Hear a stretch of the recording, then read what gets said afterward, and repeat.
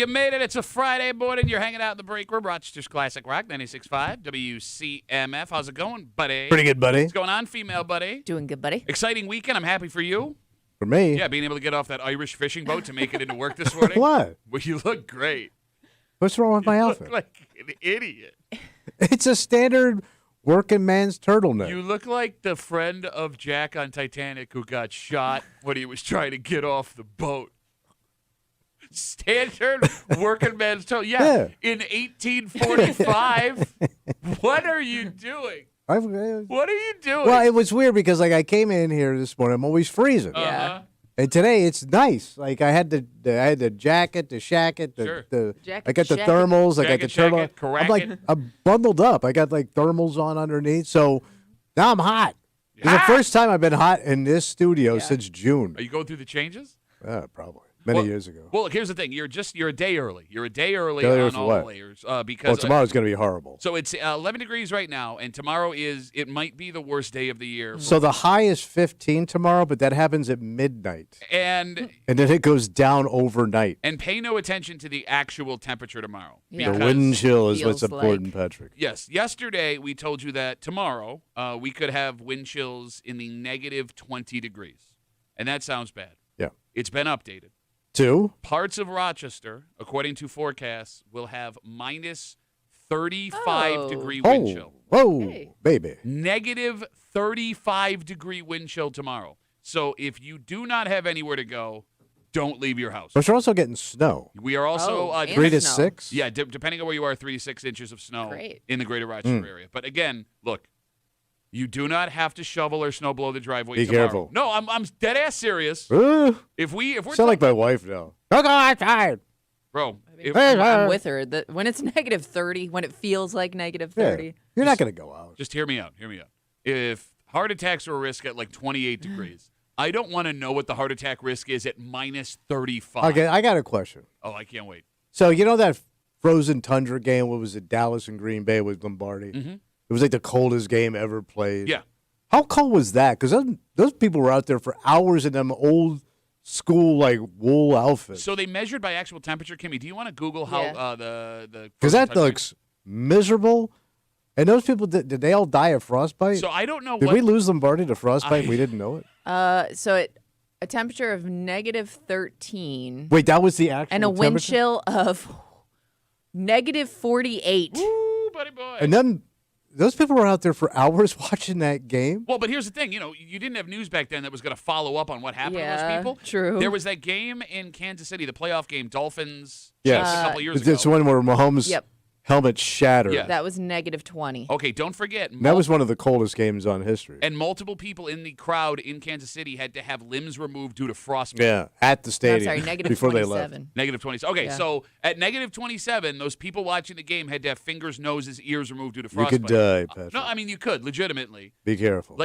All I'm saying is your driveway, if you're not going anywhere, can have snow in it for a day. Yeah. It's okay. Nobody will judge you. Yeah. Which brings us to, I think, the bigger problem. What's the tomorrow. bigger problem? Well, look, I mean, it's one thing to not stay outside for a while, but some people can't handle being cooped up for 24 to 30 Well, it does hours. get on your nerves after a while. Are you two people that can stay in the house for 24 hours and not go anywhere? Yes. Yes. My wife cannot. I can. I would have thought it was the opposite. No. Papa No. was a rolling stone. Although this year it's been getting tougher just because we've had so many cold weekends and, you just don't have the it's been a motivation to test. go anywhere. But I mean, but when I step outside and it's that cold, I'm like, nope, better off inside. Yeah, but my wife has to get out. She has to go do stuff. No, I'm kind of the same way. Like, I don't know how I'm going to be able to handle tomorrow. I gotta. But do you like the something. couch and you like your sports and you have a man cave. I would do. think for a 24-hour period, you got it made. Look, and you have a beer cooler. No, you're right. I could do all of this stuff, but there is going to be a point during the day where I'm going to feel like a bum for not doing anything, and I have to do I something. mean, I'll get outside and do stuff, but I got to get out in the car and go somewhere. Yeah, well, no, because I don't want to go outside and do anything because it's negative 35 Yeah. potentially wind chill tomorrow. It would have to be in the car. I'm also worried my car's new and it's nice and everything. What are the odds that my battery doesn't start? Bro, that's a brand new car. I know. I'm just asking. And the way they build these cars today. Oh my God, you just jinxed me. Thank you for that. Mm-hmm. You think the money you just spent on a brand new SUV, that thing is fine. Well, the only reason definitely jinxing him right now. The only reason I ask is the real temperature in Pittsburgh on Saturday when I was there with my daughter was -11. And there was someone that had what looked to be a new car across from me when we were leaving to go to the rink, and their battery died. Their car wouldn't start. Like, all I can tell you, remember that little Geo Metro I drove? Yeah. Okay. I'm in South Dakota. It is the coldest I've ever been in my life. Okay. And I had to get an electric heated dipstick to go into my car that they sold, that they rented to you at the Holiday Inn to keep in your car at night. Wait, seriously? Oh, yeah. So I had to hook this whole thing up, and that car was a 3-cylinder. At that time, I probably had 70,000 miles on it. Okay. And I'm thinking this thing ain't going to start. It was fine. All right. The other thing that sucks about the weather tomorrow. I died later then. Well, you do look like you're at a burial show this morning. Again, 252 WCMF. The weather for tomorrow has been updated. We are now looking at, in the greater Rochester area, not only 3 to 6 inches of snow, but a wind chill of -35 So that's degrees. all day Saturday? That is, yes. Basically? So the winter weather advisory kicks in today at 1 o'clock. Okay. And it goes for the rest of the weekend. So get all your stuff done today. And it says, here's the severity, possible threat to life or property. Oh, I got to get my hair done tomorrow. You're going to go out to do your hair? Yeah. Are you serious? She's going to be open. Well, I'm going to be in a car driving somewhere. Yeah, you'll be People fine. are going to be moving around. I got to go get my hair done tomorrow, said the 60-something-year-old man on Yes. the radio. I don't want to look like some Bolshevik walking around. Well, then take that sweater off. The other thing that sucks, we haven't talked about the Super Bowl all week because it's an invalid, Nobody cares. It's an invalid Super Bowl. It's like so boring. I agree with you 100%. Even the players are boring. There was not a single entertaining person on either of those rosters. I really kind of forgot football was going on. This is the most yesterday. white bread event ever. Like, even the Pro Bowl went completely under the radar. I mean, that's usually like the kickoff to Super Bowl time, and that was I don't even know if you didn't see it. I saw it on social media. If I didn't see it on social media, I wouldn't even have any idea. So think about this. The Phoenix Open is being played this weekend, and that's going to be more exciting to watch with the characters than the Super Bowl. I think that's a fair statement. But that being said, I've been looking for something to do on Sunday instead of watching the Super Bowl, and I can't find it. Well, everything's locked up, All right, man. Was the NFL Honors on last night, too? Yeah. Totally forgot about that. Who cares? Matthew Stafford MVP. Who gives a crap? I'm having my siblings over to watch the game just because there's nothing else to do, right? Sure. So tomorrow, my plan was to go out and get stuff. So go out and get stuff. I don't want to leave the house. So it's gonna be oh, my -35. God. You can get in your car and walk into a store. You can't be out in it all morning. All right. I would like to thank Tommy Muley for all of the work he's done on CMF preparing. Do you think Wegmans is Wegmans closing? for his death tomorrow? Is Wegmans closing No, but tomorrow? I don't want to leave the effing house. Yeah. Oh, my God. All right, bro. There's going to be old grannies out doing stuff tomorrow. Yeah, you're going to get your hair done. No, man, I can handle cold just fine. I am scared of -35. I am too, to be out in it forever. Okay. But I got to let the dog out. I got to. You wear leggings in a room. Yeah, you're currently wearing leggings inside. I also have on my compression socks that go up to my knee. I'm very comfortable. I'm very springy. You look very comfortable. Well, you know what it is? When you put all this stuff on, it gives you like this false sense of being in shape because you're kind of springy, even though you're not. Got a lot of support. Well, yeah, you jump, man. So I don't know if this is a good thing or a bad thing, this being on a Saturday for folks that work outside. Well, it's probably better. Okay, so, you're right. You don't have to work in this cold, which is awesome. But there has to be a temperature where they say you do not come to work anymore. Well, this has got to be it. -30 if you can't be outside for very long. But the point I'm making is if your job has one of those temperatures and it shows up on Saturday instead of Monday through Friday, that sucks. So what do they do up in Kent, like a Yellowknife, where it's it's got to be brutal? Well, but they still got stuff to do. Yeah, but there's hardly any roads or any infrastructure. There's not as much. But there's still electric lines and Sure.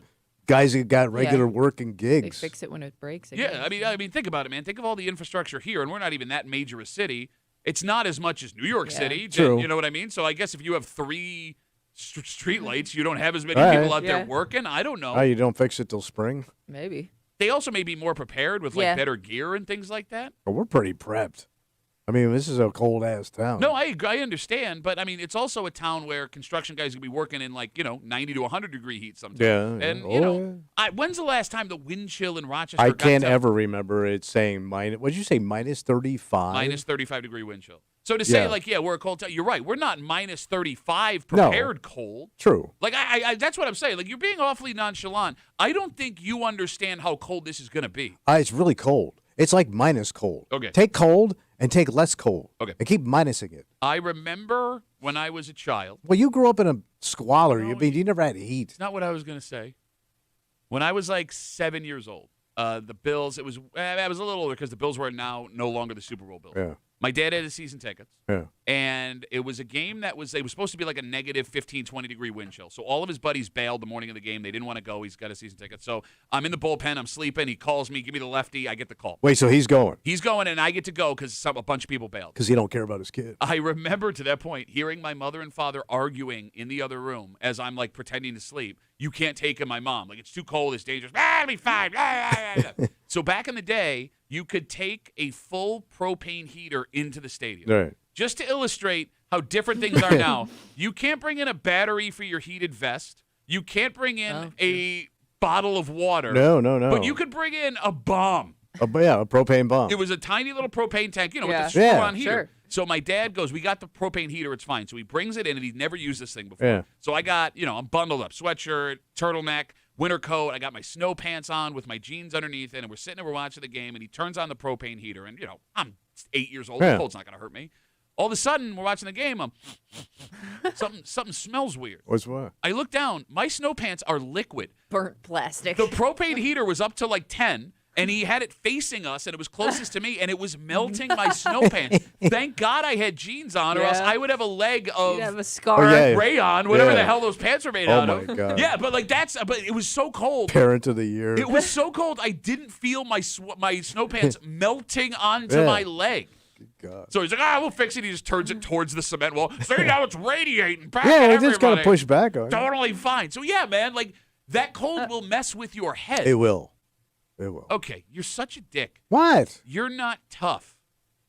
You're not tough. Look at this turtleneck. What are you talking about? Adam writes us on Instagram, Delphi on WCMF. He says, my wife is a mail carrier. She still has to walk her route tomorrow. Thank God I bought her heated gear for Christmas. Hey. No snow, nor sleet, nor dark of night.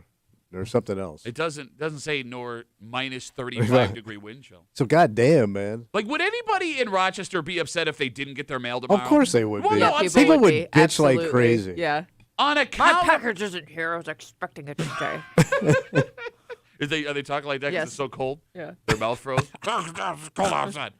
No, man, like, you couldn't be upset with the USPS if they said we're going to keep our mail carriers. Oh, you shouldn't be upset. But your question is, will people be upset? Yes. If you are upset, if you would be upset for that, you're a massive You're dick. a huge dick. Okay. Yeah. Glad we're on the same page. Or if you're a female, you're a dickhead. It sucks because there are some mail carriers that never get out of the truck because they're, just house to house, mailbox to mailbox. And then they got the walkers, like downtown, like where I live. It's all mail carriers that walk. Like, I wonder if there's a fight to get better routes. Yeah. I wonder how that works, the hierarchy of routes. That's a good question, but we'll have to save it for another day. Damn it. We got a dynamite. Stay warm tomorrow. Yeah, be careful. Got a break for you this morning here on CMF just after 7 o'clock. It's Friday. You know what that means? Oh, we're going to get a little creepy. Yep, Creep Cap coming at you just after 7 o'clock. Also, just after 7 o'clock this morning, speaking of the cold, there is a man just east of us that may be looking at, like, charges. He's going to have to get a lawyer. Oh, my God. For trying to spread joy on the east side. And here's the thing. Two things can be true. What he is doing is dangerous for other people. Yeah. As in, if other people see him doing this thing he knows how to do and try it, they could get hurt. So what he's been doing, he should probably stop. But the idea he has, if this town he lives in were to take his advice, would explode in the wintertime with regional tourism. Damn. Because based on something that he has seen, I have participated in this. There are lots of people in Rochester that have gone to this. If we were able to pull this off, it would be like statewide people coming to do it. Well, we got to do it. We'll tell you what it is just after 7 o'clock here in the break room on CMF, plus a whole bunch more. But first, Tommy, kid hijinks. Oh, yeah. When we talk crime, we try and make draw a line between kids being stupid and legitimate crime. Yeah, juvenile stuff. But this story seems to be both because it's absolutely kids being stupid. And it's a lot of crime. A lot of crime. Nobody got hurt, and there wasn't intent to hurt anybody. How many kids involved? 4 kids. If you are the parent of any of these teenagers, oh, my God. Yeah. We'll tell you the story next here at the break room. Let's see it,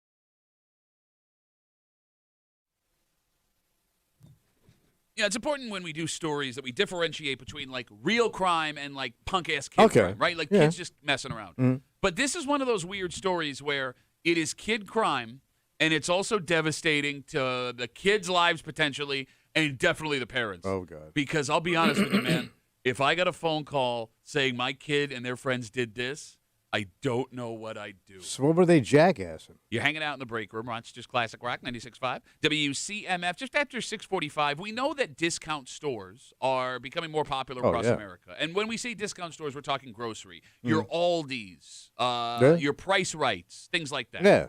There is one store that is selling itself as discount, and it's not really discount. We'll explain that more. But they're about to offer something expanded in the greater Rochester area.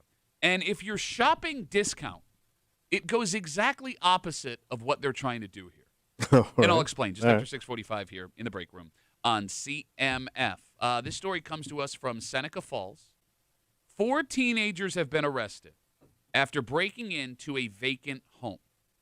Okay, so when they mean vacant, like abandoned. No, I don't know if it was abandoned. It may have been they're selling it. The person's Okay, here, all right. right? They also could have been maybe like snowbirds where the house is empty. Yeah. Gotcha. So the group of kids, which range from 14 to 18 years old, allegedly got into the vacant house and started smashing things up. Okay. Police say when it was all said and done, the 4 teenagers caused $50,000 worth of damage. So they tore the whole damn place up. Let me just say that again. Yeah. So we're all on the same page. $50,000. Yep.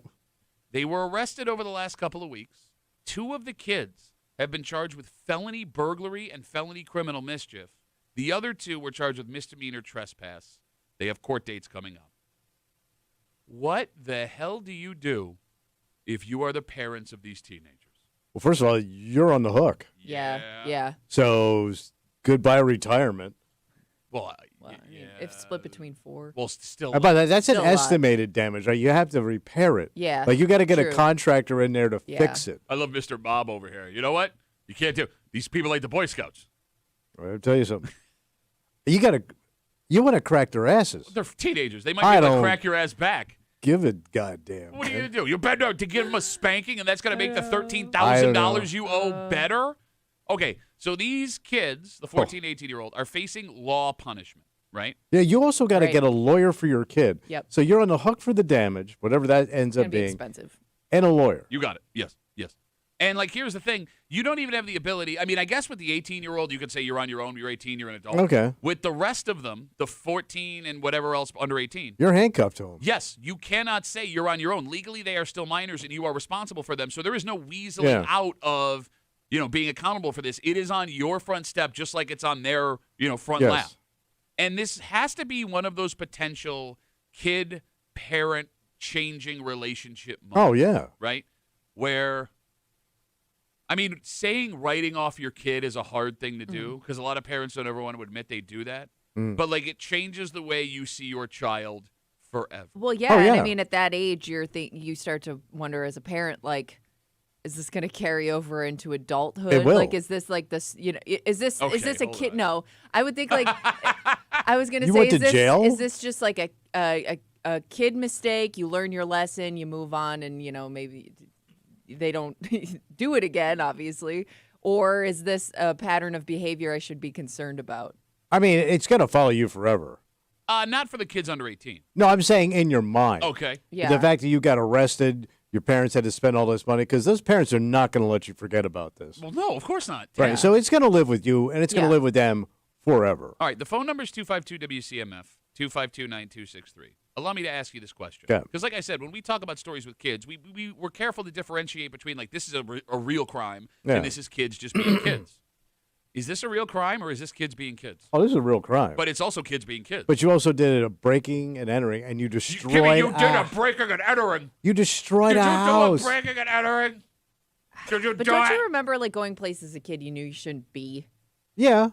I mean, like, if it was a vacant home, like, I could see a kid just being like, well, it's nobody's stuff. Or like you in your mind, you think like, oh, this But you had doesn't an belong to 18-year-old anybody. You did. So True. That's true. There was a bunch of 14-year-olds. It's one thing, but you had an age range there, and you had basically an adult there. By the way, the 18-year-old is only charged with the misdemeanor, walking on a property they're not supposed to be. Yeah. It's the teenagers that are facing felony charges, like the younger ones. Because look, let's walk through this logic. Because I'm with you, man. When I see that number, $50,000, I go, oh my god. I'm sweating. Okay, well, it's probably the sweater and the turtleneck and the leggings and the compression socks. Well, maybe that too. But like, if we're gonna talk about what defines like legitimate crime versus teenage jackass, this was not a violent crime. No, they did not steal from anybody. There wasn't, as far as we know, a coordinated effort ahead of time to do something. This kind of is the definition of teenage jackassing. Going somewhere where you're not supposed to be and breaking something. They just did it to the nth degree. Right. The wrong place. Like you just can't get off the number $50,000. Can you? No, I agree with you. I don't have 50 G's of discretionary money for a kid. Well, look, man, if you work for 10 years, you'll eventually gross $50,000. Yes. No, but I mean, like, if I would need an extra radio career to pay for this. What is making this hard for me to break down in my head? What's that? Right? Is if they had broken in this house and they caused $1,000 worth of damage, would you be as upset? Well, not now because you've already put the other dollar figure on it. Like if that story would have just come in like that, maybe not so much. But it sounds like they destroyed a house. It does, yes, completely. It does sound like that. Like yes, you ruined the. I'm guessing the kitchen and the bathrooms are destroyed. Look, what an old man take. What an old man. Yo, the kitchen and the bathroom, Kimmy. That's what sells your house. The towel racks. Jesus Christ. By the way, that towel rack was coming down anyway. No towel rack has ever been made to stay in the wall. Well, our towel rack has come down like 4 times. I brought heavy towels. Do you? No, I'm just saying, like, if this was a story where I go, they caused $1,000 worth of damage, you would have said here, like, kids. Punch some holes in the wall. Bad bunch of kids. But it's just the number you're Wait, stuck our on. old host was there? He might actually have been. I mean, Kimmy, yeah, this is a kid's jackassing story, isn't it? I mean, I remember kids, like, going into, like, abandoned places and causing damage, spray painting stuff. I mean, I just think, like, the number is shocking. They did obviously a lot of damage, but as a kid, I guess you just get carried away. It's bad, and yeah, if you're the parents, you're in trouble. But I don't look at that kid like there's no hope for that kid. I mean, look that way. If we're gonna tie stories together and compare and contrast, right? You have told a story on the air about when you were 34 years old, you went to a park and fired Roman candles at your buddies. It wasn't a park. Where was it? It was the parking lot of a condo that the comedy club owned.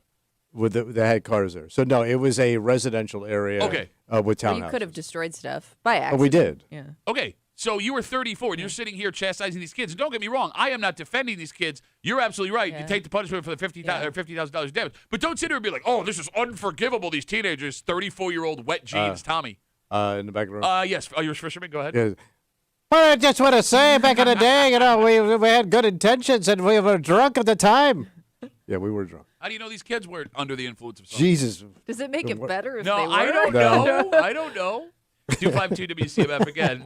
We're talking about this group of 4 teenagers ranging from 14 to 18 years old out in Seneca Falls. They've been arrested after police say a few months ago they went into a vacant home and caused $50,000 worth of damage. 2 of the kids, not the one that's 18, the younger ones, are facing felony charges for what happened. They have a court date coming up. I wonder how they were able to prove it was them. They did an investigation, and they arrested them one by one, according to the story, over the last couple. And they just scared the crap out of them. They started talking. I mean, it would have to be that, right?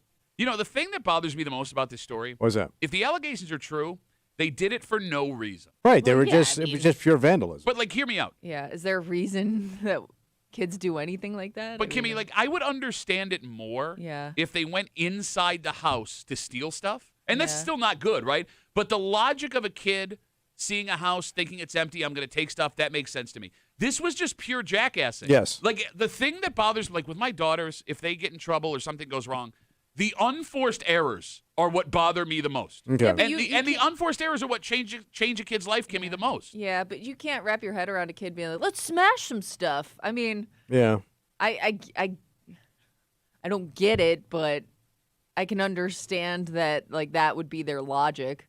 Like, one kid starts breaking stuff, and then they're like, sweet, it's a chain reaction. Yeah. Look, again, I get it, but it's just as I'm sitting here as a parent, like, what did you do it for? Like, you didn't even benefit. You didn't walk out with a PS5 or whatever. Well, here's what. They thought it was funny. Yeah. They were probably laughing their asses off. I would be at 14 knocking stuff over. You'd be doing it now. I don't have the strength, and my back can't do it. All right, we got Instagram messages coming in. And here's why I'm not defending these kids, but I'm trying to put perspective here. Because Brandon writes us on Instagram. And Brandon looks like a younger cat. And he writes us. How's he say? Duffy and WCMF. Easiest way to get us. Kids are crazy nowadays. What happened to egging or throwing toilet paper at a house and running away? Let's not pretend. You see the price of eggs?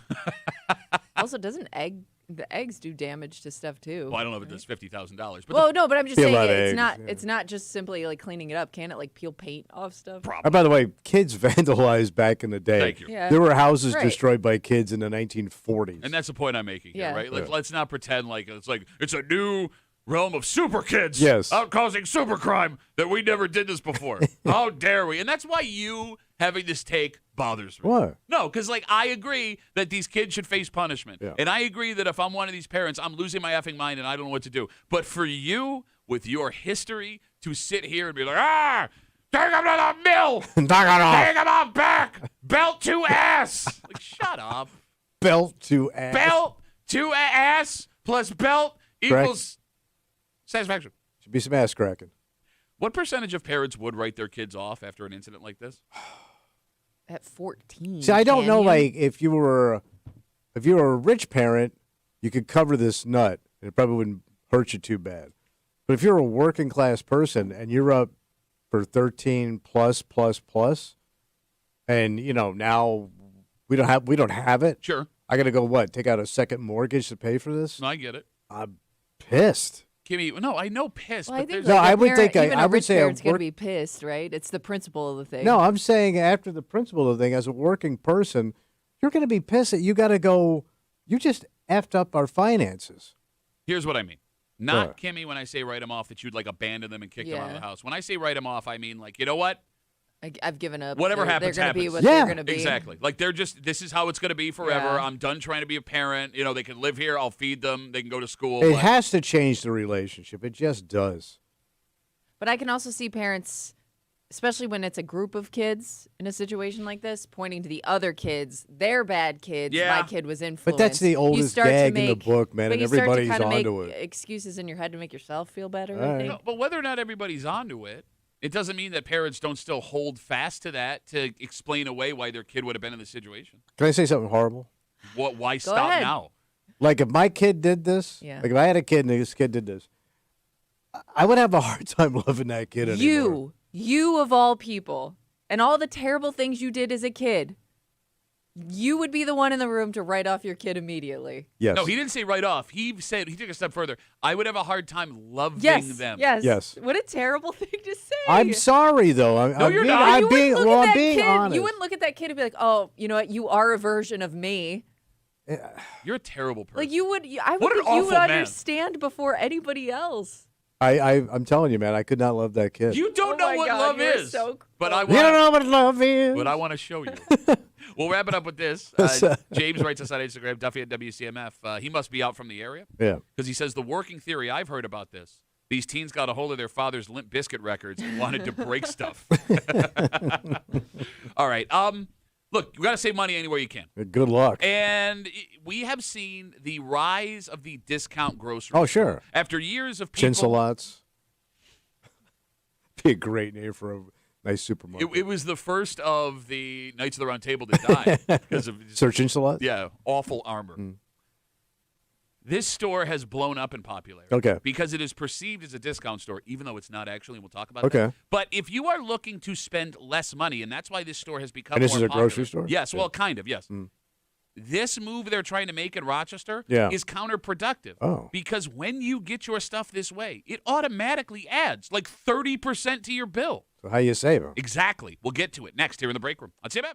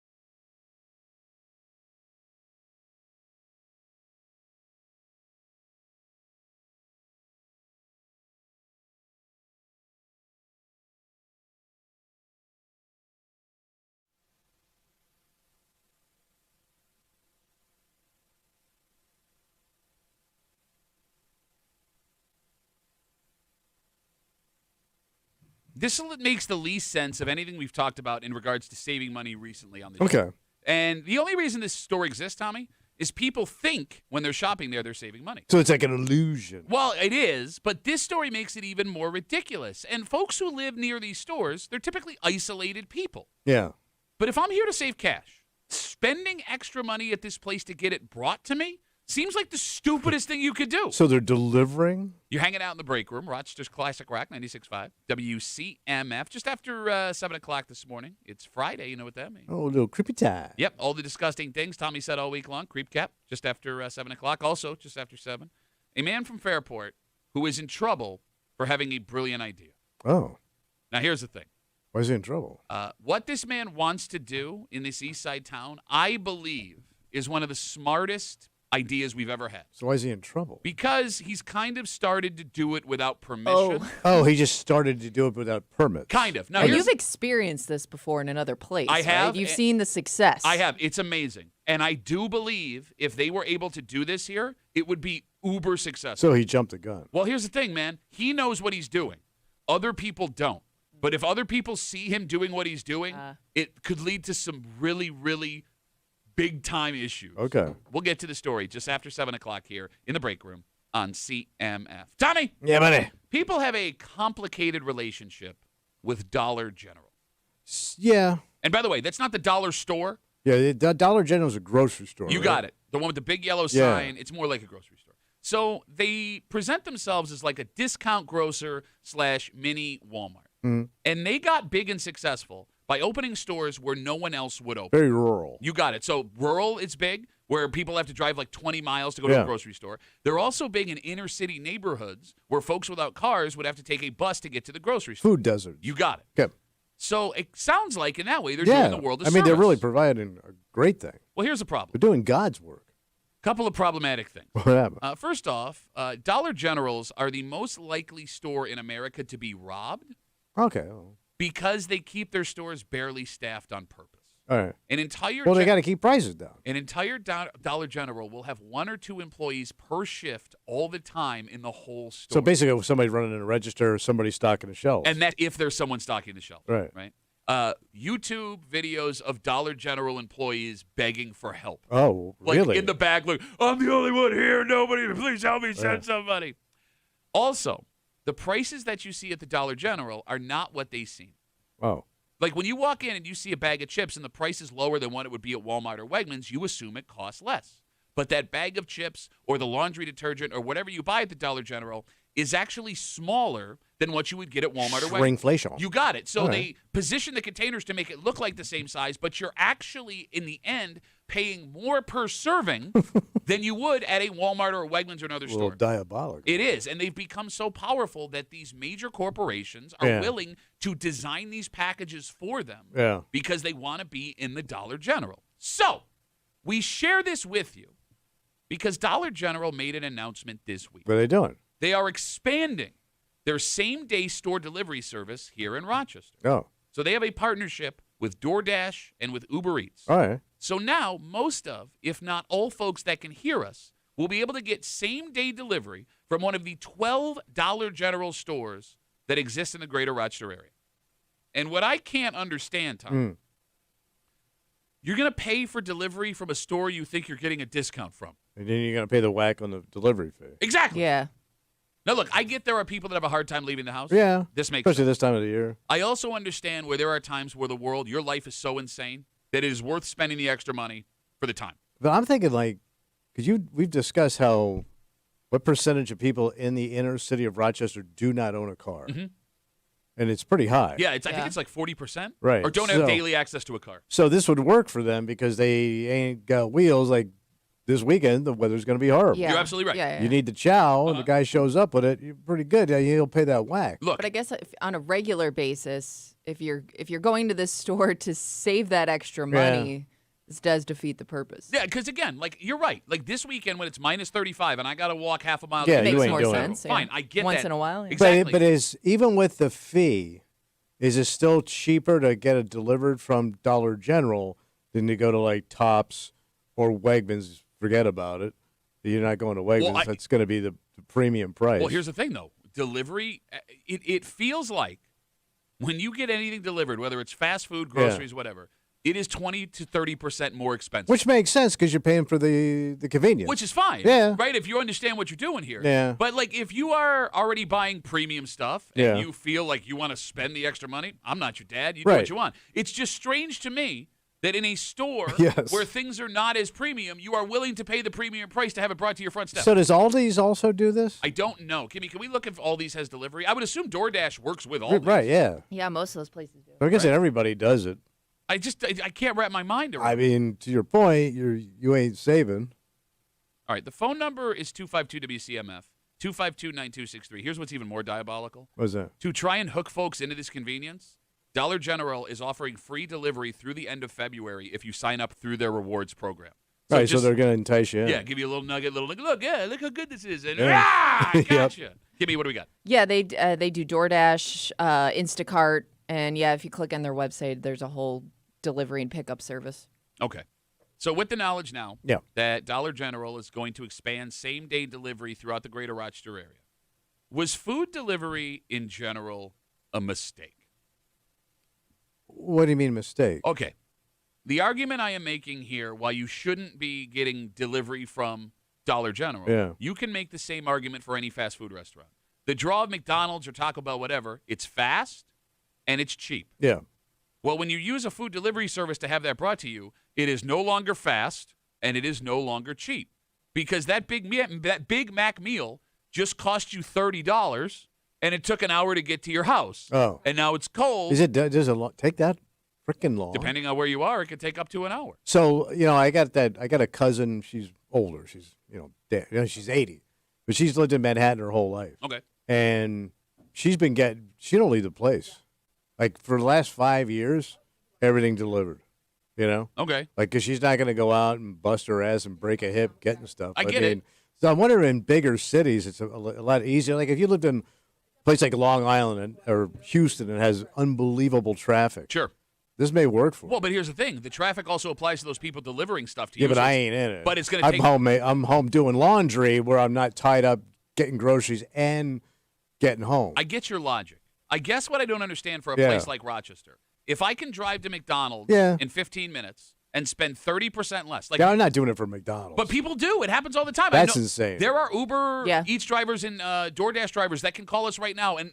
Like, I would love to know the least amount of food you have ever dropped at someone's front step. Like a Blizzard. Like the smallest order. The cheapest order where, like, I'm guessing, like, the delivery fee was probably just as much, if not more, than But if you're doing McDonald's, man, you are one lazy But that's fat sometimes fuzuck. when those are probably the most common orders, I'm guessing. But you're a gut bum. What is a gut bum? Or you're a guy that sits on his couch and orders McDonald's because he don't want to put on his shower slides to go get his food. You're not thinking of, like, the late night, or like if you're drunk you can't drive, or under the influence of something else.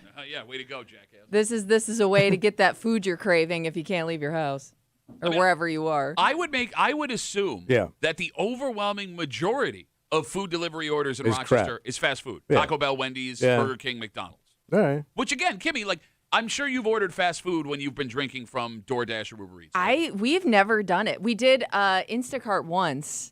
But, like, honestly, I always forget it's an option. And the other thing is, when I really, really am craving it, I also don't want to wait the hour to get it. Okay. That's usually what Mama turns us hungry. up.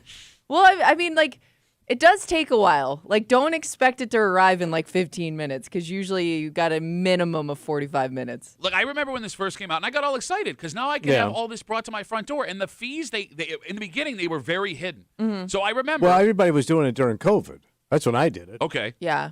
But, yes. I remember the first time I did it, and the fees were all hidden. My family was gone. I was there by myself, and I got, like, McDonald's delivered to the house. And I'm like, all right. And it cost $35. Yeah. It was a $35. For a goddamn sandwich. And it was, I mean, look, I get it. Like, it's not the driver's fault. You're paying for convenience. But it was cold, and it sucked. And I spent $35. That would suck. Like, I'm never doing this again. Yeah. To that point. Chris writes us on Instagram, Duffy on WCMF. He says, I'm driving right now. I literally take every day 1 cup of coffee to one gentleman.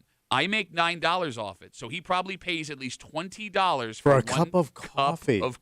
To his house? I hope he's working and he's like up on a pole. I think it's definitely because how the hell are you spending $20 on a cup of coffee? Why do you think when you forget your coffee, I take orders for everybody when we get Uber Eats? It's the bigger the order, the more worth it is. I'm guessing there's a pretty big morning rush sometimes. Group orders. You're talking about at offices and stuff? Yeah. That's strange to me, though, because, like, you're already all on your way into work. You all could have stopped. Or one person could score everybody's coffee. Exactly. Yeah. Like, it makes more sense at night when everyone's already settled in. Yeah. Sure. I don't know. Like, we did it here, remember, when we got snowed in that one day? Yeah. The Chinese restaurant? Yeah. Oh, I forgot about that. That was a good day. Yeah. 252 WCMF. Again, we're talking about the Dollar General. They are now expanding same-day delivery to pretty much all over the greater Rochester area. They have 12 locations here. But what's interesting about that is people shop at the Dollar General because they believe it is a discount store. I mean, it's low-end shopping. Exactly. And your low-end shopping now just got 30% more expensive because you're having it delivered. How is that different than shopping at any other grocery store? Is there a food or restaurant that is worth the cost of the delivery charge? Oh, yeah. What is it? Good Chinese food. All right. So we always go to this place, Chen Garden in Brighton. Mega. It's the best goddamn Chinese. It's good. And, fantastic. They get it to you quick.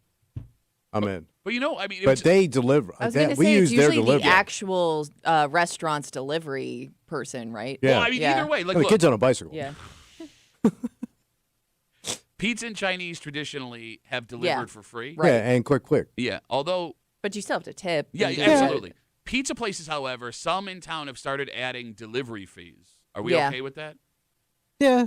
And the good thing about Chinese food, it holds up when it travels well. It does, yeah. yes. Some things just don't travel well. Pizza travels well, Chinese travels well. But that's what we're finding out about these other foods. Yeah. Is like, it tastes awful when it gets to your house. Because everything needs to be in those cardboard containers that don't leak.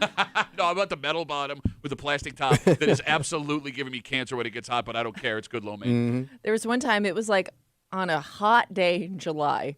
My friend and I were sitting at Sounds like the beginning of a Hemingway novel.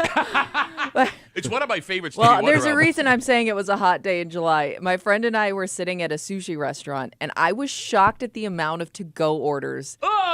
Like delivery drivers coming in to pick up sushi, and I'm just thinking, like, they have other orders they have to deliver. How long is that thing sitting in a hot car for before it finally gets to its sat in the hot ocean destination? for a while, swimming around. All right, I pizza, I agree with you. Chinese, I agree with you. When it comes to like DoorDash, a third-party order, me, I think the cold sub is the only food that holds up. Yeah, because that'll hold. Oh, yeah. Yeah. But outside of that, like my wife, when we've been in other cities, has ordered from like Olive Garden because we didn't have a car. Okay. Like that stuff, none of the chain restaurants hold up. Really? Right? Well, because it's not designed to be moved. Yes. Yeah, I guess. Yeah, it's pasta. It's sloshy. But I could eat pasta cold. Yeah, but I mean, it's not going to be as good, but it's not like it doesn't gross me out. No, but like if cold pasta meant like you ate part of it when it was hot and good. Yeah. And then you're settling for cold. You're coming in cold. Yeah. Yeah, Amen. true. Amen. And like, here's the thing: there were also restaurants during when Uber Eats and DoorDash first started, that refused to participate in the program because they knew that their food was going to be terrible when it got to people's homes, and they didn't want people thinking It's their a bad food taste in your mouth, Pat. literally and figuratively. I hear you, buddy. Tommy. I don't know, man. I am kind of scared about this like resurgent, this expansion of Dollar General. It's got a Walmart feel to it. Well, that's kind of their, but they're not really driving anybody out of business because there was nothing there. That's kind of what their theory was. There was no grocery store here. You're right. You're not running mom and pop out. That's kind of what Walmart did. No, you're absolutely right. It's just the idea they're kind of coming in and fixing what Walmart did. Here's my fear. What? The idea that what they're doing, other stores will see and try to replicate. Yeah. So, like, look. If you compare the grocery store experience, with the exception of like the local grocery stores, your Wegmans, your Tops, your Honeyway Falls Marketplace, what Hagedorn's was, right? It started to become just come in, grab your crap, and leave. All right. If these other stores are struggling and they see that Dollar General is having success with this, maybe we end up with nothing but crap. I mean, that's kind of how it starts, doesn't it? Landscape of crap food. Yeah. All sloshing around. All right. Cold pasta. And warm sushi. That would be a great name for a dad cover band. Warm sushi? Cold pasta, warm sushi. Thank you. It's Friday. You know what that means? Oh, creepy time. Yep, creep kept coming at you. All the disgusting things, Tommy said, all week long. This dad has a brilliant idea. Oh, great. No joke, legitimate. If I can't believe, Kimmy, that they have not pounced on what this man wants to do. Because I have personally experienced what he is basing this off of. Yeah. We have the infrastructure for it. Like nobody's come up with this idea before Let's now. do it. Yeah. All right, but there's a problem here. He's already kind of started to do what he wants to do. Okay. And he now has to get a lawyer because of it. And this is one of those stories where I am cheering for this man because I believe in his vision. But you got to do it the right way. Yeah, also please stop doing what you're doing. And we'll get into it next here in the break room on CMF.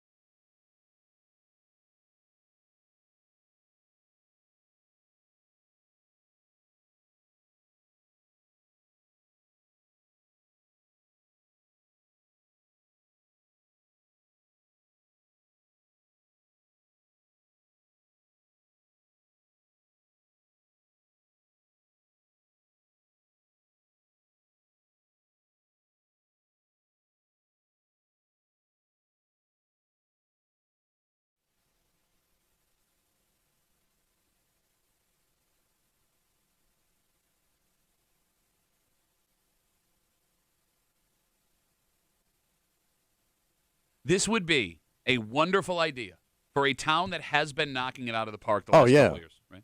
Like, legit would put us on the map regionally if it was anything close to what it would be based on. Mm.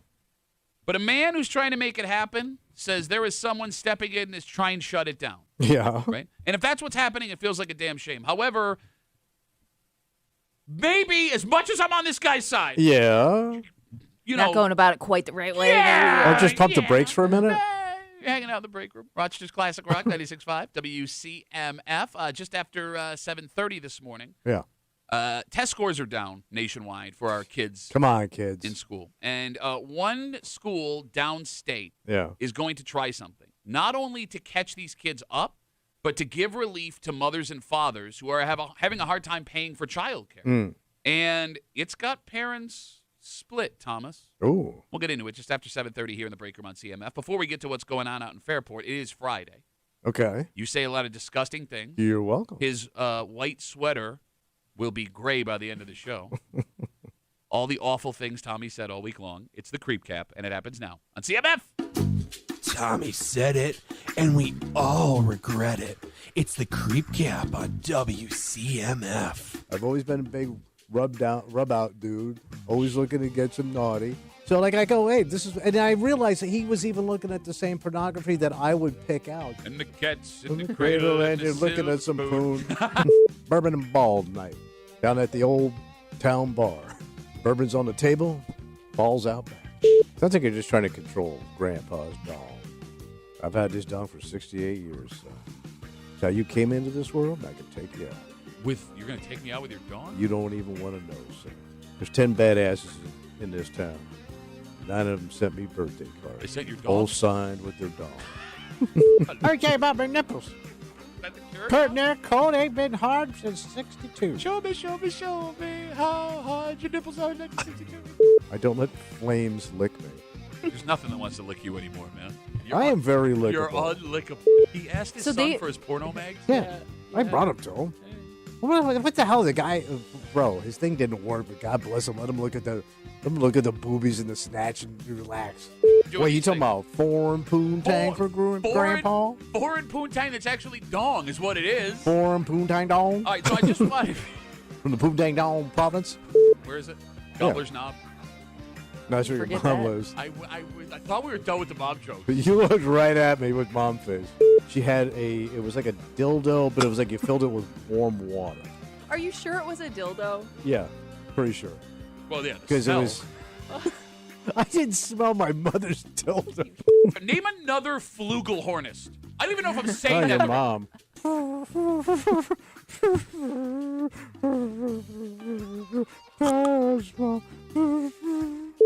It's so good to be a creep. There it is. Creep Cap. CMF. 10 NBC and Berkeley Breen went and talked to a guy in Fairport named Brian. Yeah. And Brian has an idea. So Brian is a hockey dad, a man after my own heart, and he lives near the canal. And he has experience building backyard rinks. He thinks his expertise and his idea could make for an amazing winter Fairport event. Tommy, are you familiar with the Rideau Canal in Ottawa, Canada? No, I am not. Okay, so it runs through the whole city. It's about 7 Oh, is this the one where they skate around the city? Okay. You got it. When the canal freezes, it's 7 kilometers. They have a winter festival with food stalls and portable bars. It's like amazing, right? Yes. And folks who live there when they're not having the actual festival use it almost as an ice highway. Like they will skate to work in the morning pretty cool. and skate home. So Brian has envisioned the same idea in Fairport. Oh. A winter festival at Parrington Park with a skating rink on the tennis courts and skating on the canal when the weather permits it. He even went and presented his idea to local leaders last summer. And in the meantime, it seems he has been out on the canal making rinks, playing hockey, and skating. Wait, he went on the canal? Yes. And just started constructing things? Well, he was making rinks. To play. Constructing Yeah, things? yes. In the canal? Well, when we say constructing... I was going to say, how does that work? Because it's already frozen, right? So what does he do on top of that? So all you do is it looks like he is just clearing the snow and smoothing the ice out. Okay. So he's not like building anything Right, with right, wood right. or anything. Because didn't they used to host like a canal hockey thing back in the day? So there was a tournament that they did a pond hockey tournament on the canal. Oh, and really? That stopped at the canal because one year the Zamboni fell through the ice. Oh, wait, they they brought had the a Zamboni out? That seems like a bad idea. That was stupid. You got to resurface it. Do you? Is there a way to do it without a Zamboni? Yeah, the old days. How'd they do it before the Zamboni? There are ways to do it. Didn't the guys just come out and do it? Well, no, you have to have something to heat it up. Look, there's ways that people do it in their backyard without an actual Zamboni. Yeah. Look, the bottom line is this. He had been building rinks and playing hockey on the canal until last week because the New York Power Authority sent him a cease and desist letter. Yeah, it's kind of trespassing. That's exactly what they say it is. They say it's dangerous, and they say he's putting lives in danger. They also warned him that they will get the police involved if he does not stop. And they point to all the no trespassing signs all over the canal. Yeah.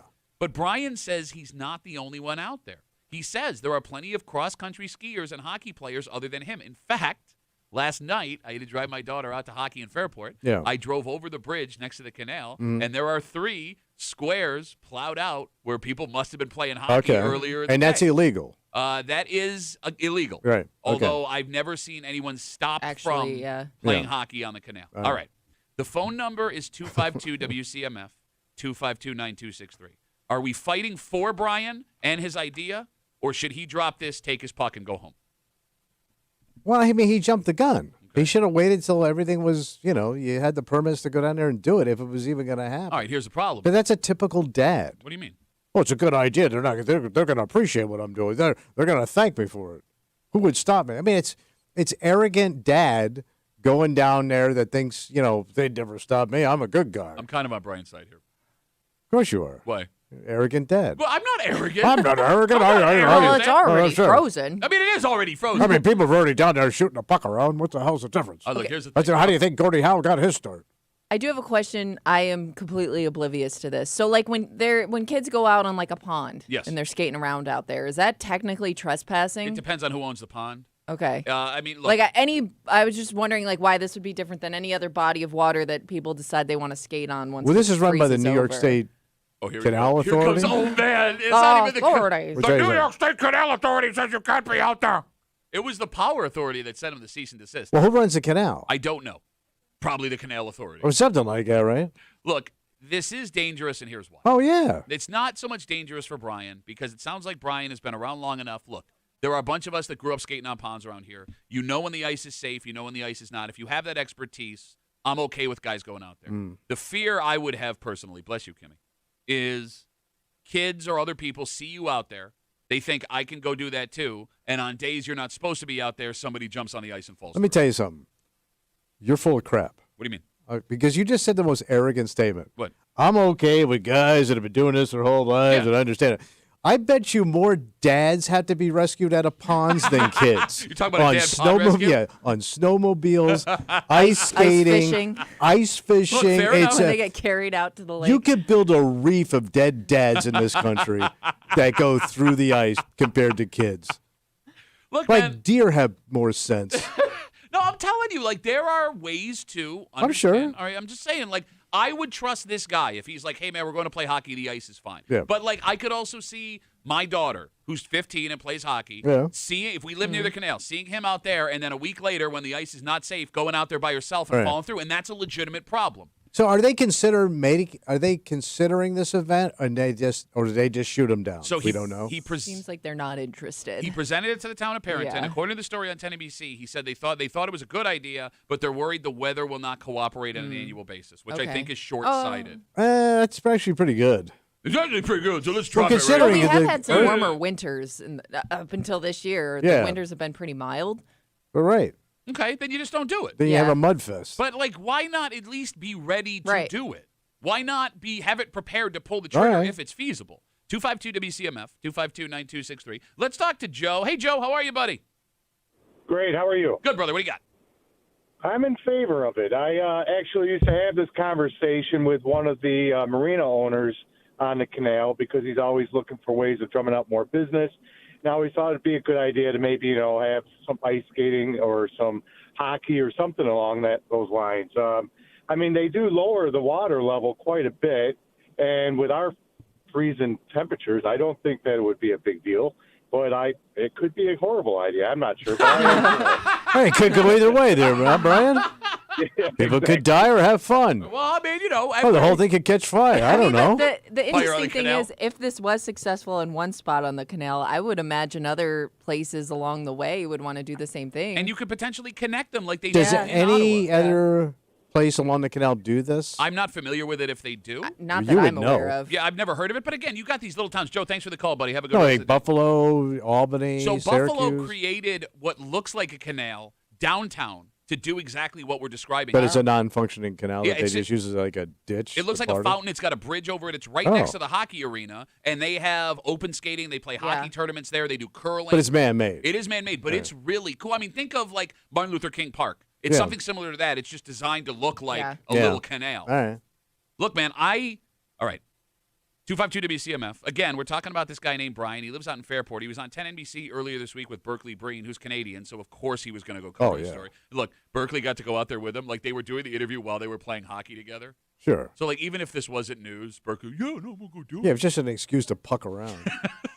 Brian wants to have a winter fest on the canal out in Fairport, and he's modeling it after the Rideau Canal in Ottawa. I'll say this, man. I have been out to the Rideau Canal in Ottawa. Ooh, I've been to the capital of Canada. It was nice to see the seats of Parliament. Look at that. Look at you. Look, I'm not the only guy. If your kid plays hockey, you have gone to this canal in Ottawa. There's a tournament up there. It's famous. Yes. It is a brilliant idea. They put out these stalls that they sell food, they sell booze, they sell coffee. And they're situated like every, I would say, 500 to 1,000 yards. Yeah. So and, like, it goes all the way around the city. It goes through the entire city. Yeah. And there's like off ramps where like you can stop and there's stairs that go up to the street. And now I'm where I am. So like we skated from our hotel down to like the mall. We got like, I got a hot toddy along the way. It was awesome. I'm telling you, man, I have not had Always that. Looking for the booze. And it was such a fun family I night. bet. While I was drinking my hot toddy, skating in the dark. Very European. It's awesome. Yeah. Look, I'm telling you, man, if he were to do this, if they were able to pull this off, it is a great way to get people out of the house and active during the winter in Rochester. Okay, move your fat ass. It is a wonderful way to turn something negative, the terrible weather, into positive. Right? And it would be a nice, what's the word I'm looking for? Yin-yang to the nighttime Rock City Winterfest. Okay. Right? Yeah. Down, the Holiday Village, downtown. And here's the thing. This wouldn't have to stop at Christmas. You could even do this after the New Year and make it something that runs after the Holiday Village so you're not eating each other's crowds. You know what I'm saying? All right. Yeah, as long I as guess. the weather holds up. Yeah, that would be the caveat is like, how do you know when it's okay and when it's not? Like, how do you keep people off of it if it's not quite there yet? If it looks okay and people are like, well, I don't know. I guess I can see being hesitant because it could be dangerous. It's just a matter of like figuring out how to control the people on the canal. I think there's a simple fix. And even Brian, the dad here at Fairport, brought it up. Right? What's that? So they have a bunch of tennis courts in Parrington Park. So like where I drove over last night where it looked like the rinks were carved out onto the ice from other people. Mm-hmm. It's right where they launched the crew boats for, Fairport High School. Mm-hmm. If the ice is not good enough to skate on, but it's cold enough to skate, you just do it all on the tennis courts. So wait, they turn the tennis courts into rinks? So they did that in Gates when I was a So kid. there's only like one spot to get on and off, and that's how you'd That's how you kind would of be able to monitor control it. exactly. Okay. Yes. I mean, and like, if you were to think about the local businesses, the money they can make putting a food stall on the ice. Oh, sure. And then you could just take that food stall and put it on the ice of the tennis courts and allow them to sell stuff that But way. you're going to need probably some security. Yeah. Yeah. Like overnight, Right. Sure. for sure. Sure. Which But and that's costs. here's the thing. What? You need floodlights, Yeah. Okay. armored personnel carriers, Shut up. snipers.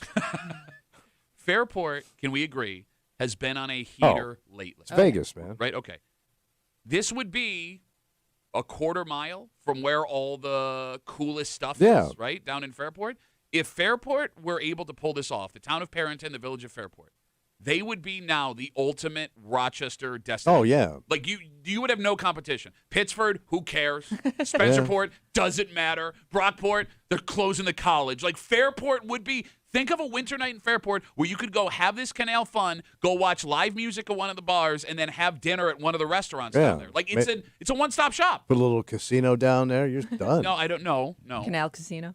I mean, you've even got the restaurant. You got McCardle's right there on the canal. Like, I mean, you got. Oh, it'd be busy at all times of the day. And think about all the local restaurants there that could just set up something small with pre-prepared food that is already heated. It's a money-making machine, Tommy. Come on. Let's do this, guys. All right. Does every dad have an idea like this? Probably. Yeah. A dangerous idea. Semi-dangerous. And you also think that they can manage it.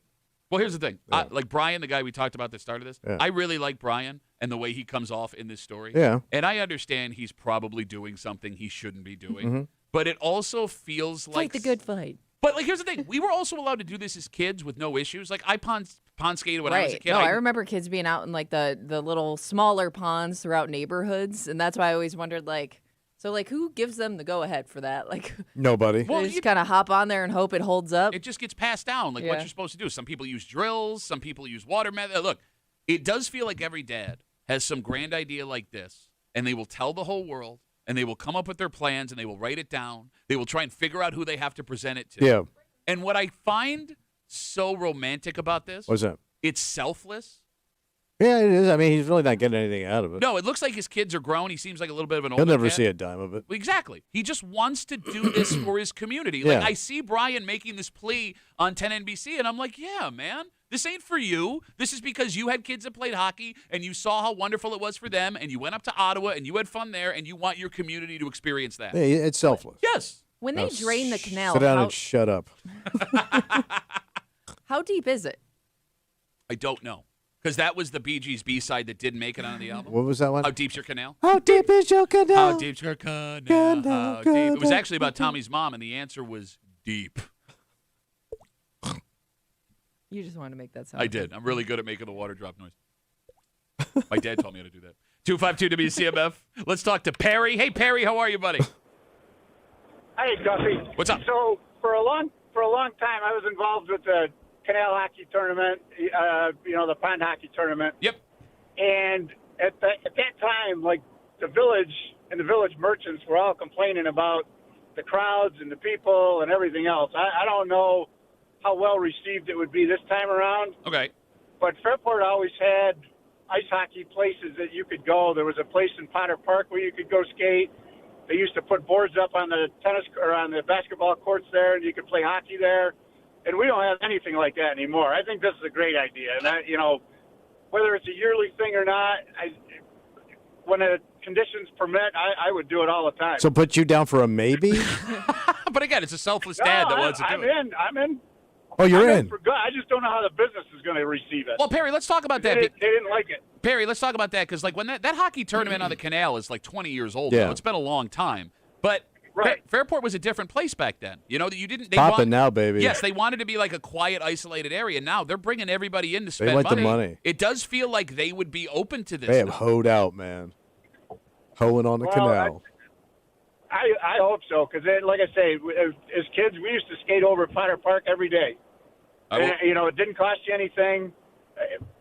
And they don't have anything like that anymore. When we were kings, Perry. When we were kings. When we were kings. Thanks for the call, buddy. And you know what this is, too? What's that? I mean, it's very, I got to do it, why can't they? Okay. Because like Perry said, when I was a kid, when he was a kid, nobody stopped us from doing this. But that was a different day and age, man. I understand. But I do think there is a valid argument, too. My life was made better by this thing. Mm-hmm.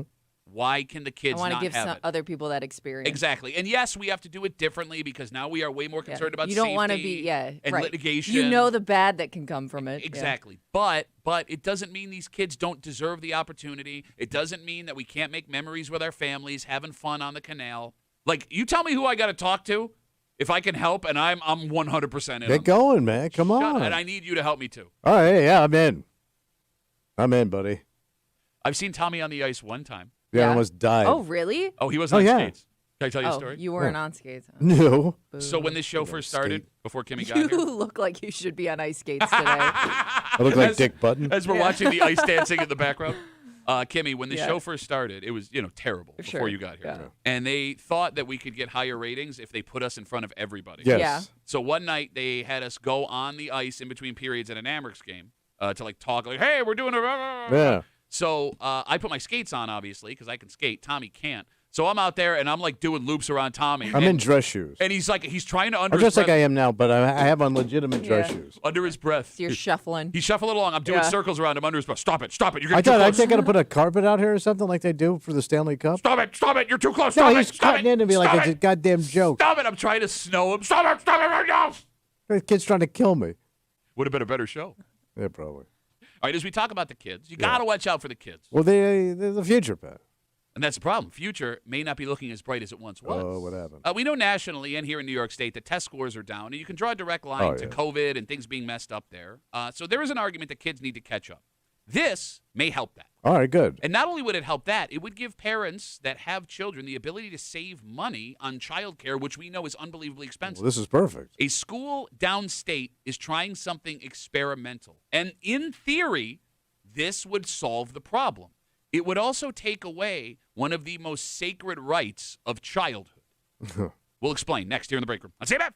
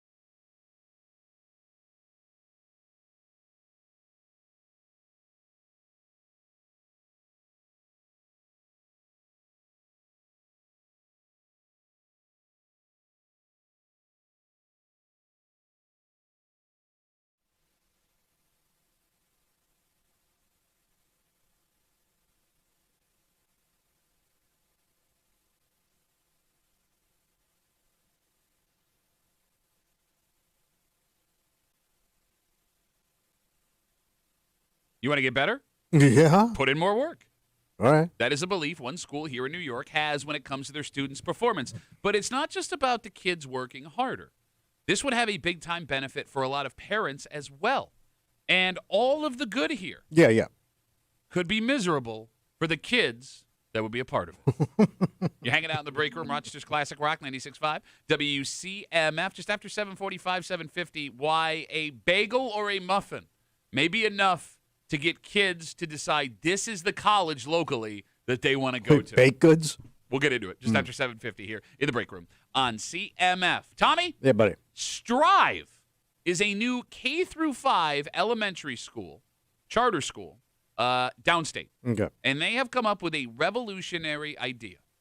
7 days a week, year-round school. Wait, for little tykes? Yep, elementary school. Did you say 7 days a week? 7 days a week. Every day of the year. Every day of the year, with the exception of some like week-long breaks for holidays. So it's 5 to 10-year-old. Yeah, you got it. Kindergarten to 5th grade. All right.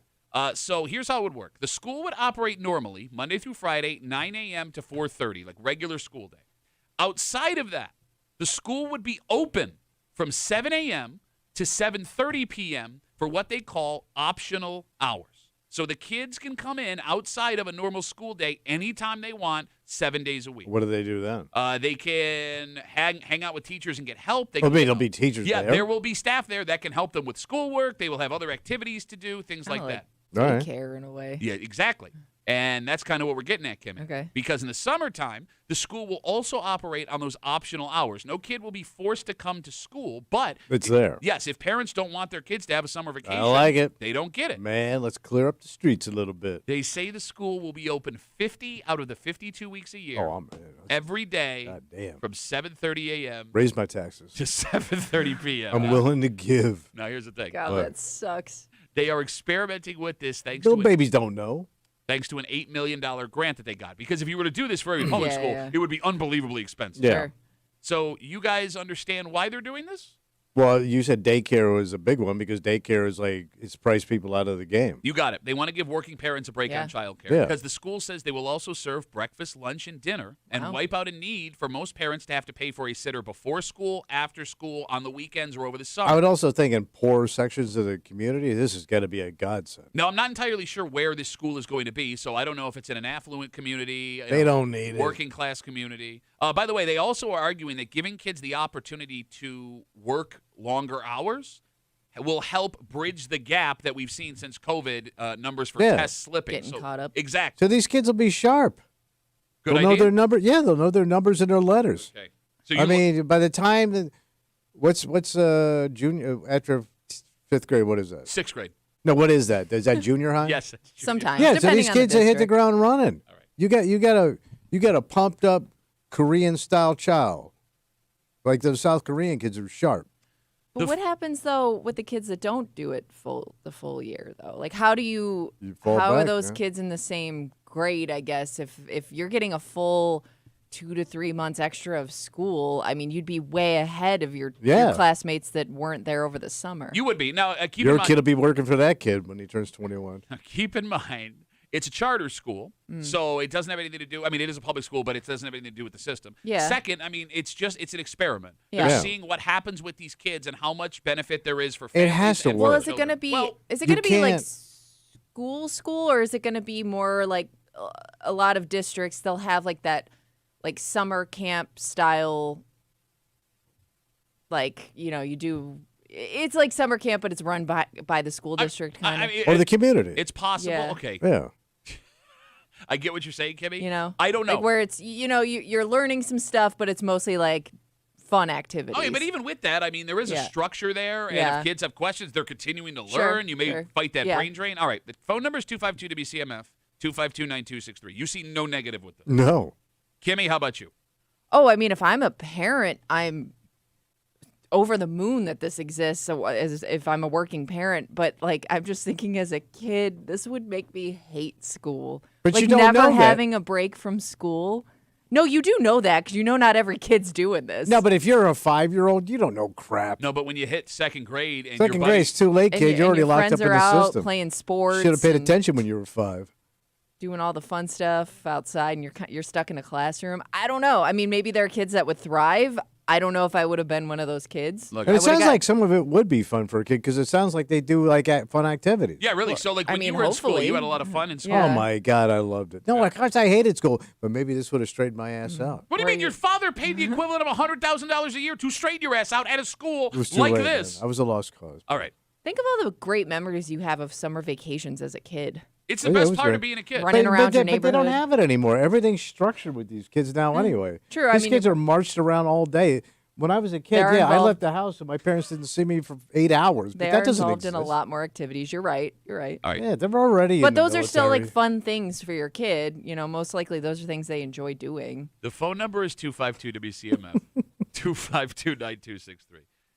I don't know where I come down on this because having a safe place to go where you are learning stuff is a great thing, right? Like, that's awesome. But I would argue that your kids need to be outside of structure every once in a while, and that summer vacation is the best part of being a kid. But okay, that's great. Yeah. But we're behind the 8 ball with education. Oh, did you? Are you serious right now? We're behind the 8 ball with education. Says man who's made a living after he lied to get a high school diploma. But number one, is throwing nets over the side of an Irish fishing boat in his sweater this morning. Number one country, but we rank low with the education. But you can't have both. You can't be both of those things. No, we're number one. We're number but one. Really dumb. USA. Dumb people. USA started in 1980 in Lake Placid by somebody's mother in a hockey team. I'm just saying that I think you got to do something, man, because we keep slipping. Okay, you know if we slipping, man, you got to step up. Look, I'm not arguing that new ideas are bad. I'm asking, and I don't know if this is a bad idea. What I am asking is this the idea that will benefit both parents, students, and the staff? Yes, because you're getting the kid young. No, but you're not bringing the kid in late. You're bringing these 5-year-olds in, and you're straightening their asses out. How do you straighten out a 5-year-old? They need straightening ass out. 252-WCMF. We're talking about this new charter school downstate. It is called Strive. It is a K-5 elementary school. It is going to be a 7-day-a-week, year-round school. They will operate school normally, mandatory, 9 a.m. to 4:30 p.m., Monday through Friday. Outside of that, the school will be open every day, 7 a.m. to 7:30 p.m. for what they call optional hours, where the kids can be there if they want. They will be open over the summer as well for those optional hours. The idea is, one, giving working parents who can't afford daycare, which is almost all parents, the opportunity for their kids to have a safe place to go. Two, giving kids the opportunity to stay ahead of their classes and try and bridge that gap that showed up with test scores that started in COVID. 252-WCMF, we got a lady Stevie on our hands. Okay. She's on CMF. Hey, Stevie. Hello? How are you? Good, how are you? Good, what do you got for us? So I'm a teacher, and actually I think your daughter was in my classroom yesterday. Oh, no kidding. Sorry about that. Yeah. I'm just wondering how they're going to find teachers to do this for 7 days a week for 50 out of 52 weeks, because we're already in a teacher shortage. So are they going to be paying these teachers and people an exorbitant amount of money to do this? Because, I mean, as a teacher, I like my breaks. It's nice to have a little break sometimes because not only the kids need it, but we need it too, as a little break from the madness no, that Stevie, we go through on a daily basis. I understand. I do not have the information. I read an article that gave me what I gave you. So everything I told you I have. But, I mean, Stevie, I would also wonder down the road if this is something that is adopted wider. I mean, is there do teachers have the same amount of stress if the kids are used to being in school for the amount of time they would be in school and you have the opportunity to build relationships stronger because you spend so much time with them? I mean, I'm asking. I don't know. I don't know. I can see the pros and cons to it, that it would be able to provide more catching up for the kids that are behind, especially if it is a lower income area. You're meeting those needs that a lot of those kids don't have coming into school, like food, which plays a huge part in being able to learn, being able to serve breakfast, lunch, and dinner, and helping those families out with childcare and all those things. But logistically, it just seems, as a teacher, like wild that you would be there 50 out of 52 weeks a year. Oh, like a job? Yeah. Like what everybody does? No, Stevie says F them Well, kids. I mean, you don't go to work 7 days a week, Tommy, so let's be honest. No, he doesn't go to work 5 days a week. No. But I would if I had to. Like, of all people to criticize, don't want to work a regular work week. She don't want to work 50 weeks a year. You don't even work a full work day. Stevie, thank you for the call. Thank you for your service. There goes Stevie. By the way, my daughter just texted me. That's Miss Stevie. Yeah, I know. I'm talking to her. Duh. I mean, there are teachers that work jobs, all year round. I mean, to her point, like 7 days a week is pretty crazy. But I mean, there are teachers that teach summer school. Yeah. We knew those people. There are people that look for those extra hours. I was in the program. I don't know who you're fighting for. And look, maybe it's as simple as you have a different set of teachers for the summertime. Yeah, it could be. Right? Could be like that. You leave it open, like you said, like you would, because teachers aren't forced to teach summer school. They are, you're given the option to make more money in the summer. Yeah, I wonder how many of them would be interested in it. So, outside of this, actually, you know what? Let me read a couple Instagram messages just to get a couple of perspectives here. Because Amelia writes us on Instagram. It doesn't sound like she's for this. She says the average burnout age is lowered to around 20. This makes me worried for the kids that it could be even earlier that the kids will burn out of school. Burn out of what? Going to school. It's a lot of stress for these kids, man. I'm telling you. It is not like it was. You're talking about college? You mean burn out by the time you get to college? Yeah. I mean, right now, she says it's 20. I don't have that information. I'm going to trust Amelia at her word here. It's so weird to me that you're fighting for school. Like, why do kids have a problem with school? Says man who had to go to summer school and special private school because he couldn't do school. Also had tutors. Chris knows exactly why Tommy wants this. What was that? He writes us stuff on WCMF. Oh, you know why. Tommy just doesn't want to see kids out in the summertime. Yes. He doesn't want to hear all the noise or see the kids out playing. Lock them up. Yes, lock them up. So outside of this school, there has also been a push to wipe out summer vacations for every kid in America. Who is this genius? Not because I'm voting for this person. Not because parents want to cut down on daycare bills, but because people argue that summer vacation no longer serves an actual purpose. Because a summer vacation initially existed for farmers. Right. Kids could work the family farm in the summer. You can't get these kids out in the fields anymore. We are not a nation of farmers anymore. Yeah, we're not agricultural. Kimmy, would losing summer vacation for high school kids, in theory, be worth what they could gain in catching up with studies right now? I mean, probably. I can't imagine that it would. No, I'm saying, would it be worth what they are giving up? In like the giving summer up vacation? summer activities, travel, sports, summer jobs, bonding, friendship. I don't know. I mean, especially when you're getting to that point, 16 and up, where you start to have those summer jobs, you do learn a lot at those jobs. Just life-wise, maybe it isn't worth the exchange. I love this, Dick, right? Guy who had a full-time job, a career, because of the job he got in the summer as a high school kid. Hey, said lock them up! I mean, that's the first time you're exposed to other people and I don't know. I do think the summer job's worth the learning experience. If they have summer jobs.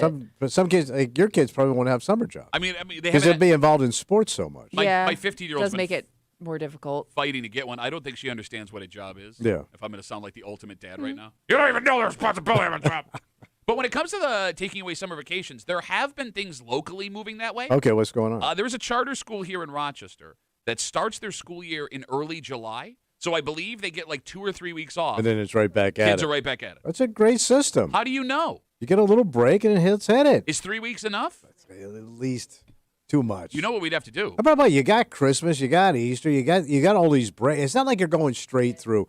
There are breaks all through the year. Am I right? There are, yes. Yeah. Right. So and then you're getting 3 weeks here. All right, but it would cost you a ton of money because not only would you have to pay for the staff year round, not only would you have to pay for the meals year round, you would also have to put air conditioning in every school in Rochester. No, you would. There's because remember, the state now put a maximum temperature level on study, so you would have to air condition every building. But wouldn't it pay off if we're having a smarter society? I'm asking. Well-educated? Are you asking that question? Yes.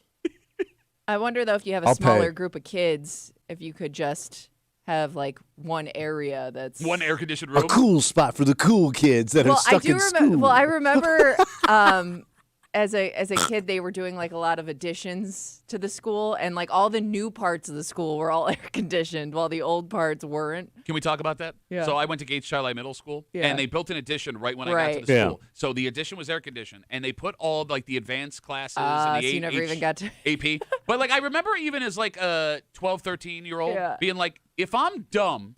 And I already don't like school. Put the smart kids in the hot Thank rooms. you. The smart kids are actually going to work whether it's hot or cold. Can I at least get air conditioning, all right, please?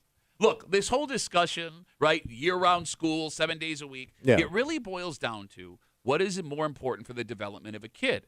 Is it structure that makes a well-adjusted adult, or is it finding yourself that makes a well-adjusted adult?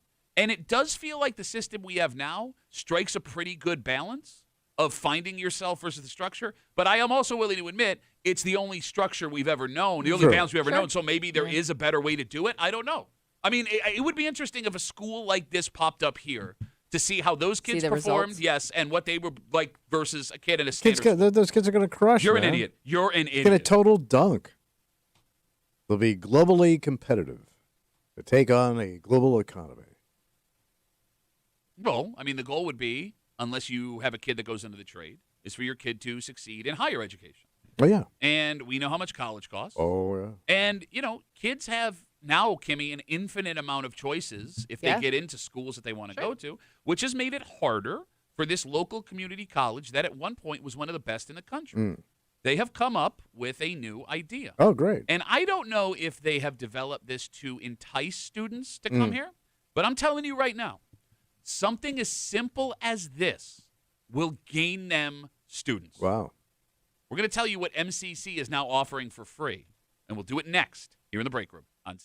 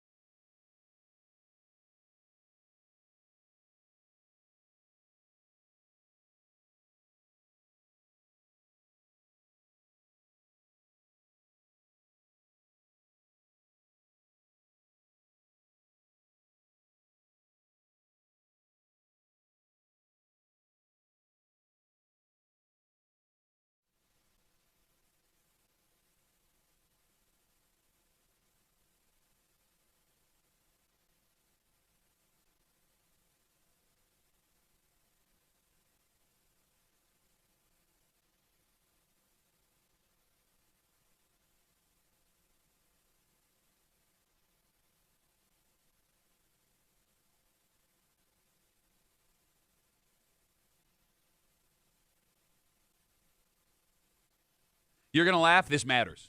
I'm not going to laugh. I'll take it seriously. Like, matters to the point where there will be kids who decide this is where I want to be if they extend this program. Okay. Good. This is good, Pat. Kimmy, you can admit that when it comes to how broke you are at this point of life, something as simple as saving $7 a day. Sure. You're hanging out in the break room. Rochester's Classic Rock, 96.5, WCMF. Monroe Community College made an announcement yesterday. What are they doing? All students will now be able to get free breakfast at MCC Monday through Friday. Damn. So here's how it works. You must be enrolled at the college. You must have a valid MCC ID, and you have to be taking in person. You have to be there. Oh, so you got to be there. You got to be a member. To get a member. Well, you got to be a member of the school. Enrolled in the college. Enrolled it's not a member. gym. It's not a gym, you idiot. Well, yeah. Well, I guess you are technically kind of a member. A member. Right? I'm a member It's of just MCC. an interesting So they're way to making it put sound like feed the children like those starving dogs. What are you talking about? For the price of $7 a day, you can educate a child with a junior college education for What? $7 a day. What junior college did you go to? Well, I went to the Jupiter Christian Junior Academy. College. That did not happen. He was a member. Not only is I that was a not member. it's not I went to pre-junior college. You did what? High school? Yeah. You barely graduated from that. You didn't. Yeah. You had to lie to the And guy. by the way, you didn't do crap. I at least went for 2 weeks. He tried. He Look, stepped foot on campus. Okay, look at West Virginia over here. I did my 4 years. Yeah, in West Virginia, she majored in mountains. Look, this free breakfast at MCC, I would argue, is a game changer. Legit. As a broke kid who went to MCC for 2 weeks, I don't think I ever ate breakfast because I could not afford How'd you get so fat? to eat breakfast. Where'd you keep a jug of mayonnaise in your car? No, your mom didn't. I ate it barehanded. Look, and you were eating. Yeah, we got it. It was torture, too, because on that campus at MCC, there are places to eat all over the place. Yeah, and you couldn't afford any of it. And like, it's like an old brick building, so like the smells of the food just stay in the building. In all seriousness, if MCC extends this program, it may sway people towards MCC. Yeah. But are they looking for people that are not going to go to college? Or It maybe is a college. No, I'm saying like. Well, there are other community college options for people in our area. I mean, there's FLCC. I mean, but they're all struggling. Yeah, you can. Or is MCC struggling? You may sway some of those people, like doing some research locally. So to answer your question, yes, we have seen studies that show community colleges enrollments across the country have been down. Yeah. We know that MCC specifically, their enrollment has been hit the last couple of years. So I guess my question is, a kid that wasn't thinking about going to college, just getting a job, may now go to college because if you're just taken from other community colleges in the area, you're really not doing anything. Okay, let's stop for a second because you have this belief that there are kids who only go to community college and there are kids that only go to four-year college. Yeah. And that is not true. I know there's some that start there and they go to the big school. Most of them start and go to the big school. But they start there and they go to real college. No, they go or to like a if a kid four-year didn't degree. get into the place they want, sometimes they'll do a year or two at MCC to try to make their grades better. To They make save it more money appealing. too, right? Yes. There are also kids that got into The plenty 2+2 program. Yes. Yeah. There are also kids that got into plenty of four-year schools that debate the cost of the Sure. four-year That's what I'm saying. So you take the hit. No, because I hate when you do this. I hate when you do this. What, talk? Yes. No, because you assume everyone. Can I even say college? You assume everyone on the campus of MCC is an idiot, and that is Not wrong. an idiot, just busted in the brain. No, there are so many different reasons. I remember kids that were at four-year schools going to MCC over the summers to try to either catch up or get ahead. Earn some extra credits. You're such a dick. You are such a dick. I've never been impressed with people that went to college for the most part. I don't know why. You've never been impressed with people that went to college. In Not general, all you're of them. saying? You know, we met some people that went to college. We're like, you got to be effing kidding me. You look for people who you think are dumb, which is funny because you're the dumbest person I've ever met. What? You look for people you think are dumb that went to college to justify in your head. Point to as an example. I'm smart for not going to college, even though I had no opportunity to go to college. Me and Abraham Lincoln, baby. Abraham Lincoln? Yeah. Was that the half gorilla, half president hybrid that almost turned this What a country? great movie that was. Abraham Lincoln. Hail to the chimp. You would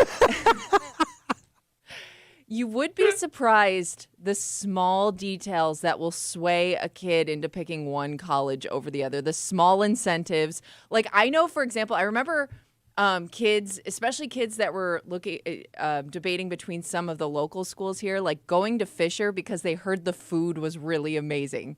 Like they had a reputation of having a really, really good cafeteria. Yeah. And I remember that swaying kids from going to like places like Nazareth or other local spots because they were like, well, that tipped them over the edge, the food. So it's funny she brings this up. What's that? Again, 252 WCMF, MCC announces yesterday they will be offering all free breakfast for all enrolled students on campus throughout the rest of the semester here. They got a grant, so they're going to try this out, see how it works. I'm saying if they extend this, it will legit increase their students on campus. Deion Sanders did an interview I saw the other day. With the running back, the coach, prime time.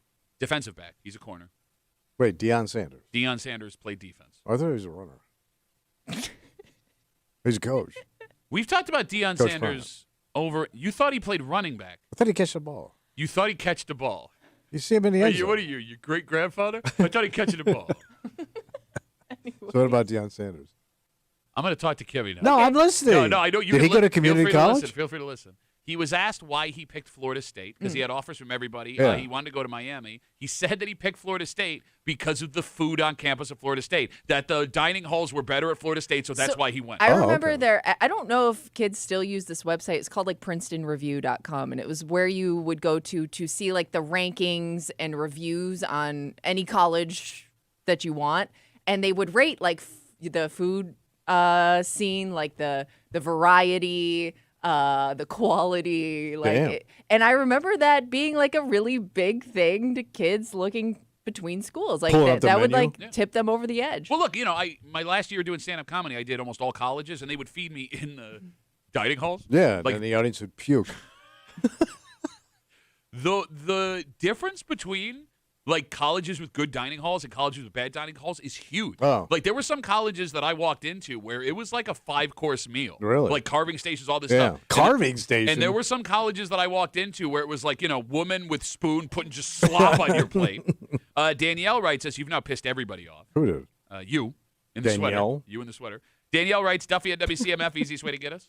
Tell Tommy to shut his mouth. Shut up. I'm on my way to my job that pays me $40 an hour with my degree I got from MCC. No 4-year degree needed. MCC was the best thing I ever did. It's going to be really cold for her to be outside today. Mike. In heels. Wow. Wow. Now he's just taking shots. Mike. Well, she took a shot at me, you man. You started it. Shut your mouth. I didn't say her in particular. I didn't say her. Wait, are you telling me to shut my mouth? She's in glass heels working Lyle Avenue. Got that? What, you call her a prostitute? No, I'm not. You just There's said, all kind of people on Lyle Avenue. Name me another job in glass heels on Lyle Avenue. The glass heel store. Mike writes us, does Tommy have any idea how much college tuition costs 2 years at MCC? Yes, Saves you thousands of dollars. That's why kids do it. No wonder he believes a U.S. hockey player's mom invented the USA chant. You so dumb and you ugly. And Peter, we'll wrap it up with this. Peter asks simply, how does Tommy have a job? I don't know. The answer is lack of qualified candidates. All right, we go from community college to community products.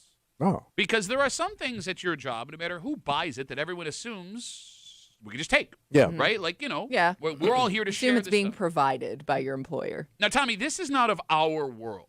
Oh. Right? But I did assume that when women had an abundance of these, they were happy to hand them out. Yeah, I was Wait, what do they have kind of thought it was community product. However, there is one person we work with Yeah. who has decided that these things are all hers. Yeah. So much so, she has locked them up in a public place. I was shocked when Kimmy told me this. Like, I didn't know this was a thing. I don't think it is a thing. Well, it is now. We'll tell you who locked up these next to her in the break room on CMF.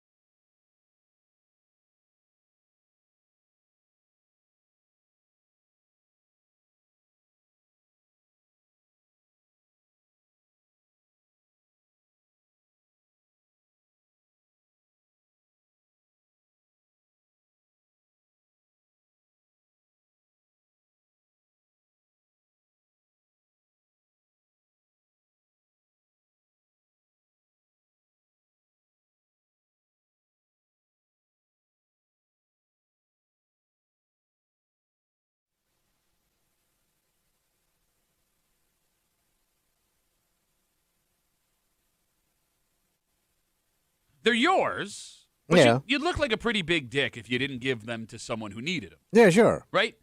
So is the plight of the things you keep with you at your job. It's your space, but it's shared. Yeah. You have your things, but a relationship with people who could also need what you have. And that is something you have to be conscious of. Because when it comes to your gig, selfish is a word that is not easily scrubbed away and can really, really hurt you. So you should share with your coworkers. That's what I thought. Okay. You're hanging out in the break room, Rochester's Classic Rock, 96.5, WCMF. So this is something we would not know anything about. I was shocked, man. If it were not for the woman who sits next to us in this room. Because, Kimmy, you went into the women's room a couple of weeks ago, and you noticed something. I did. So this was actually probably like a month ago. I noticed the first thing showed up. Okay. So I went in the women's room, and there was a box on the counter. And it was a lock box. So it was like it looked like Something you put cash in or something? No, it almost looked like a storage container, like one of those plastic storage container But it locked. bins. But there's a lock on it. There's a spot that you can actually like lock up whatever is inside. So you could see through And it's the clear. It's a contents. clear container. Okay. But there was nothing in it. So I'm like, that's really weird. Why would this show up in the bathroom? And I would also, because I've also worked at places where they locked up like the supplies, like toilet paper and stuff like that. But this wasn't big enough for that. Okay. Fast forward a few weeks later, the container is now full. Oh, they stocked up. Yeah. Full of what? Tampons. Oh, okay. So wait, And it's Company locked. tampons. So it's locked. The tampons are locked up. You can't get to the tampons unless you steal the whole box, which I guess you could also do because it's not like it's bolted to the counter. So wait a minute. Our company bought tampons for the women that work here and then locked them so you couldn't get them? So no. Oh. These weren't provided by the company. This was a coworker that did this. Oh, that was pretty nice. No, Like to bring in No, tampons not- for all the gals? No, it wasn't. She did it so she didn't have to share. Oh. So this coworker bought a bunch of tampons Yep, yep. in a plastic lockbox, put the tampons in the bathroom Yep, for everyone to yep. see, and then locked the box so no Yeah, one could that's use the best tampon. part is it's clear, so So we all they're- know it's in there. Just for her. Yep. Okay. Who is this coworker? This coworker would be somebody we know very well on the show, Breezy. Okay. From PX. Down the hall, yeah. Okay, Yeah. gotcha. So Yeah. Breezy So she locked up her tampons. So locked her tampons And is I one of my just wanna favorites point from out- Arkansas song. Go ahead. Do you want to do your song? No, he's not talented enough. I don't want to get sued. Yeah, why? It's happened. You were fine. I also want to point out there's only like 4 of us that use that bathroom. But how many of you need tampons? Because If some you- of you Oh, are they kind of aged out of the tampon I game. love how you go, I don't Oh want to my get God. sued, and then you Oh, follow it that's up what with you that. went with? That's what you go? Well, they have, because a couple of broads are maybe all done with the tampon. Goodbye. Goodbye. I Have a didn't good- say a no, Have a name. good rest of the show. I'll You see you load Monday. 16 tons. What do you get? Free tampons, and you're going to regret. Okay, you're done. He's done. He's got nothing. He's completely spazzed out. He's done for He the just day. wanted to sing his tampon song. Bring in the left-hander. Yeah, I mean, it's not like there are a ton of people through this bathroom down here that are going to swipe them and Yeah. steal them and bring them home. I was just surprised. But she doesn't want you to even use them here, not swipe them and take them home. Yeah. Like if you had the need for one, If you had would, to need, Kim. you would have to go ask Breezy Yes, for the code. a tampon. All For right. the lock code. The phone number is 252-WCMF, 252-9266. The keeper of the tampon. Tommy, you and I are not of this world. No. right? But we found this weird because I think both of us assumed that women had no problem sharing tampons. I with thought each they other. just had them in there for the women. Yeah. Yeah, I mean, most of us Like keep a them basket of them or something. on them. Basket of ponds? Yeah. Or like you'll have them on you at all times just in case you or somebody else needs Yeah. one. Breezy has And walked- I've even been Be a to tampon pal. bathrooms where you, to your point, yeah, they're already out just in case somebody Yeah. needs one. Breezy has walked in this room before in front of Tommy and asked for a tampon, Yes, she has. which freaked him Yes, the hell out. Yes. No, that's not what freaked me out. What freaked you out? She asked for the tampon.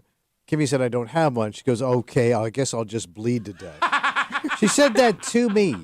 Mr. She Creeperoo. didn't say it to you. She said it to me. You were just in the room. But she saw me. She looked. She knew what she was doing. Mr. I say whatever I want. You can't I know. creep me out. Was ghost. Ewy. He was ghost white. Ew, he was guys. ghost white. Well, I'm not going to go Gross. walking down the hall and do like batch jokes. Totally Yeah, you different. do. And you do.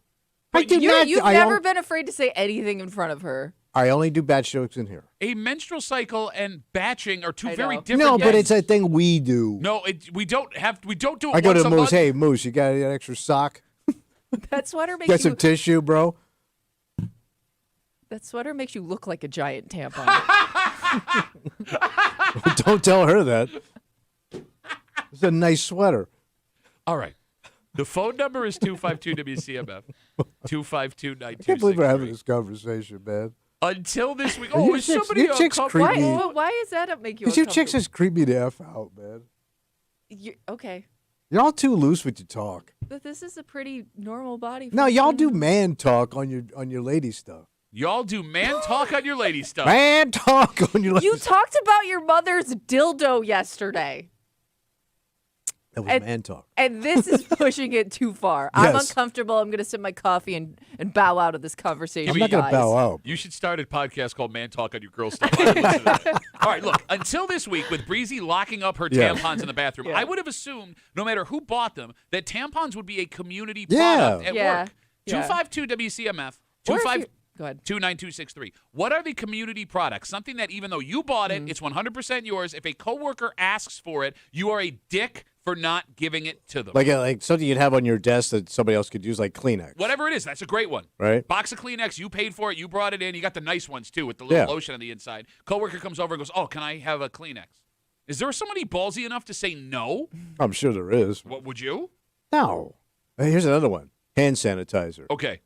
And that's not cheap.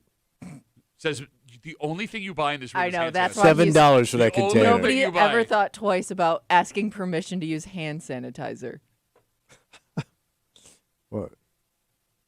I don't know Do what you to get tell upset when we use your hand sanitizer? No, I bring it in. I do not. You're a heavy pumper though. I got bigger hands than you. Rough hands. Working outside. So go ahead.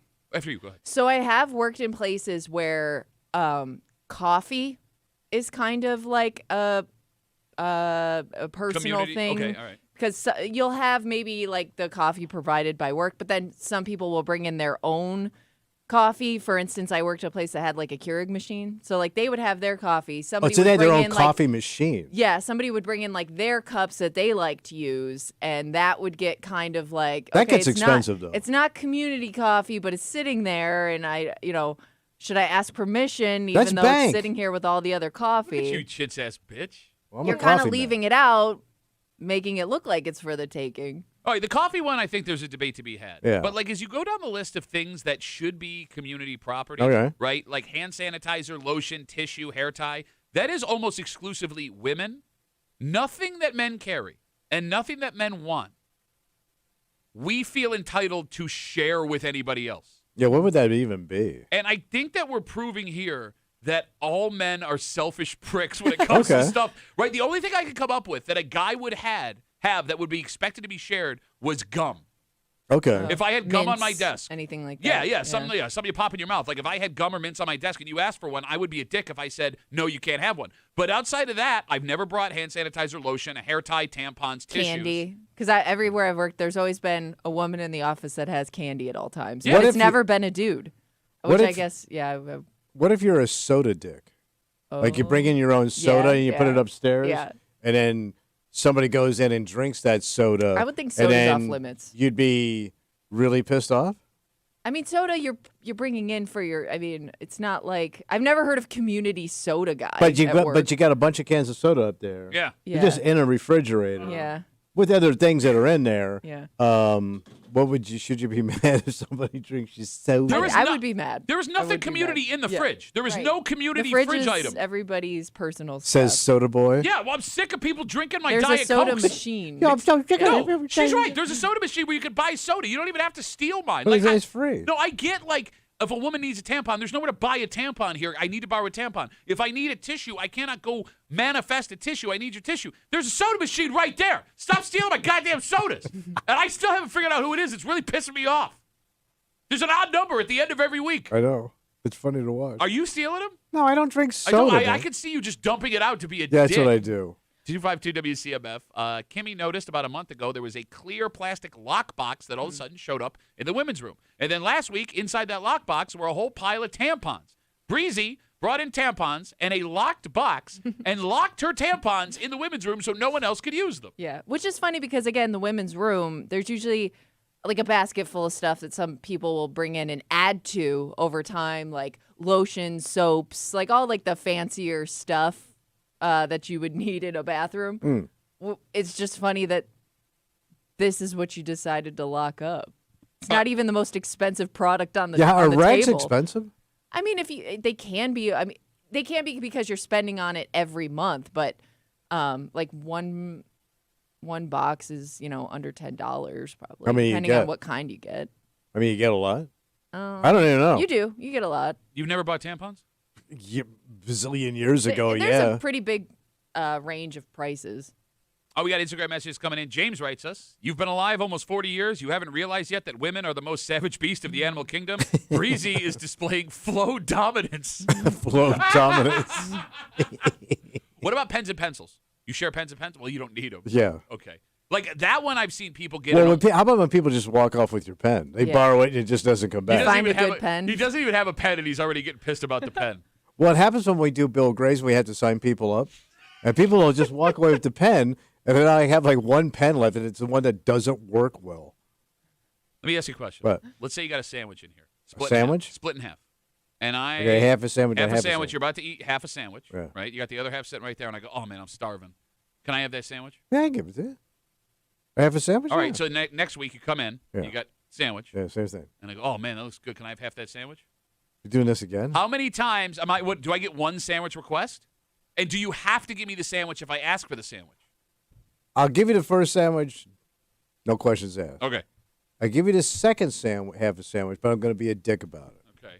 And then that's where we end. So third sandwich. Our sandwich relationship is done after I'm a dick about giving you, and I will give it to you the second half a sandwich. All right. Now you and I have a close relationship. Let's say Moose walking by the door, first time you got half a sandwich. He goes, "Can I have half that sandwich?" You giving it to Moose? I would give Moose the half a sandwich. Okay. He don't get a second sandwich. You don't get a second sandwich. No, he got the first sandwich and that's it.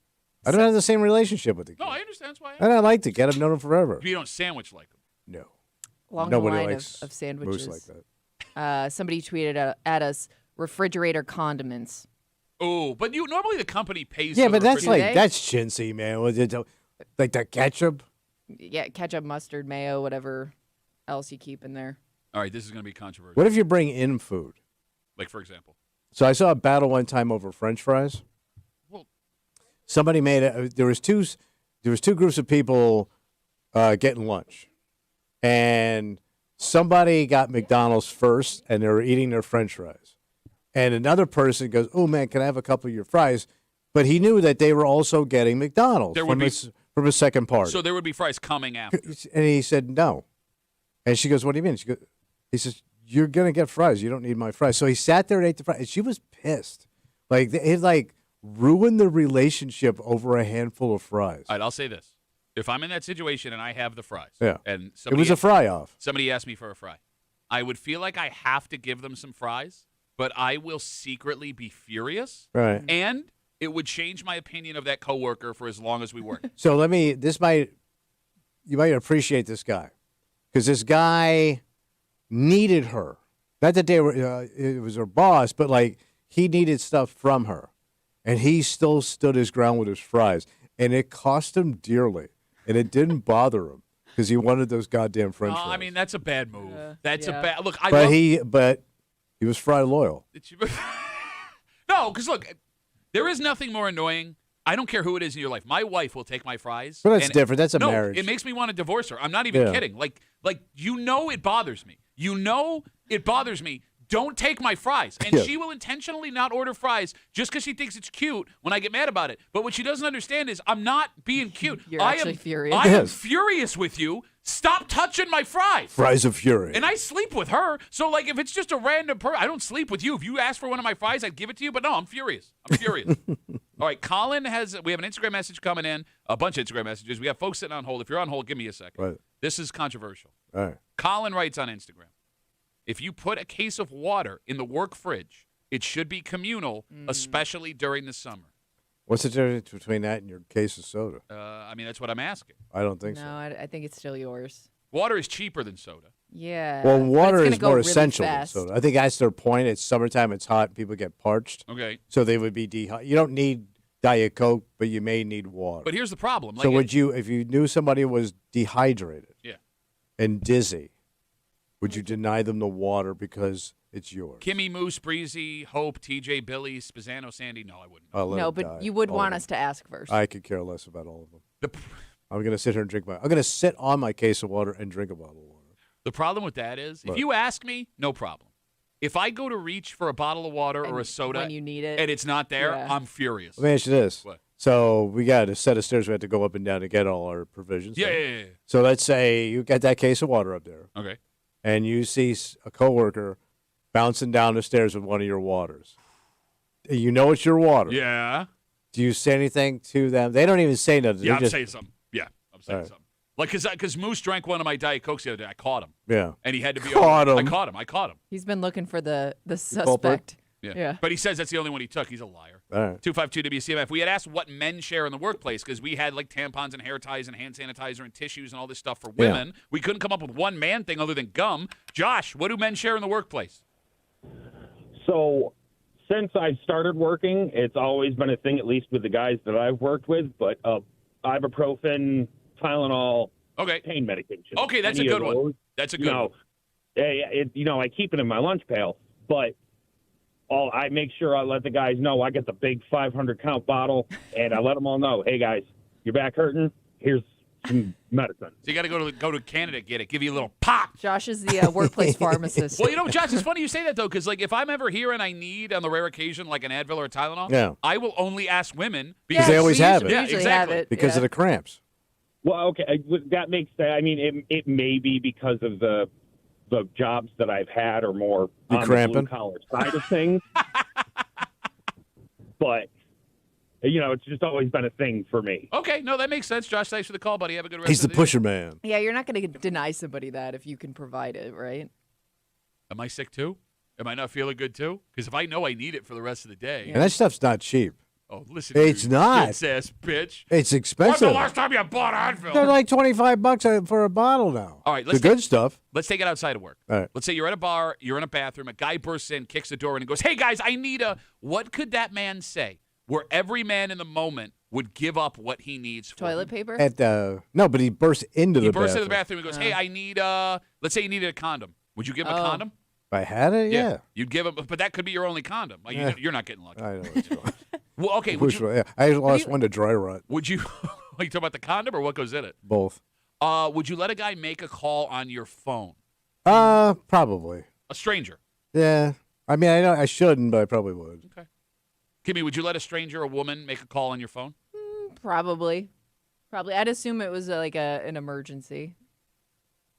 You know what is really common in women's bathrooms too, and I know you guys have probably never done this, but like you get into a stall, especially if you're at like a busy event where like you have like a lot of people in and out. You get in a stall, you realize no toilet paper. Yeah. You like somebody will call out and somebody will provide toilet paper on one of the stalls next to you. This was a Seinfeld episode. We're gonna have Excelente Joe call it or something. Yes. I've never had that experience. No, me neither. I've had it multiple times. I don't take a lot of road dumps. Where I'm in a stall, plopping. Where you'd both be in there at the same time. I think it's also more socially acceptable for a dude to duck walk with his pants around his ankles and go get toilet paper than it would be for a woman. Yeah, I've never seen that. Okay. It's usually you just pass it along. Well, no, like when I'm in the bathroom alone here, because I'll always dump without looking. Mm-hmm. If I'm I will duck walk with my pants around my ankles. Well, you could do that though because nobody else is in there. Yeah, no, I'm just saying. Yeah. It is what it is. All right, let's take a break. The Olympics are officially underway. The opening ceremonies are at 2 o'clock today, but we have been watching figure skating and curling all morning long. The Polish couple, very impressive. Yes. There is a woman who is at the Olympics and will be competing for a medal, and the only reason she is at the Olympics is because of this part-time job she was able to pick up, because we know Olympians don't make a lot of money. No. Ever. Yeah. And the part-time job she has chosen has caused a whole bunch of controversy. Oh, what's she doing? We'll tell you next here in the break room on CMF.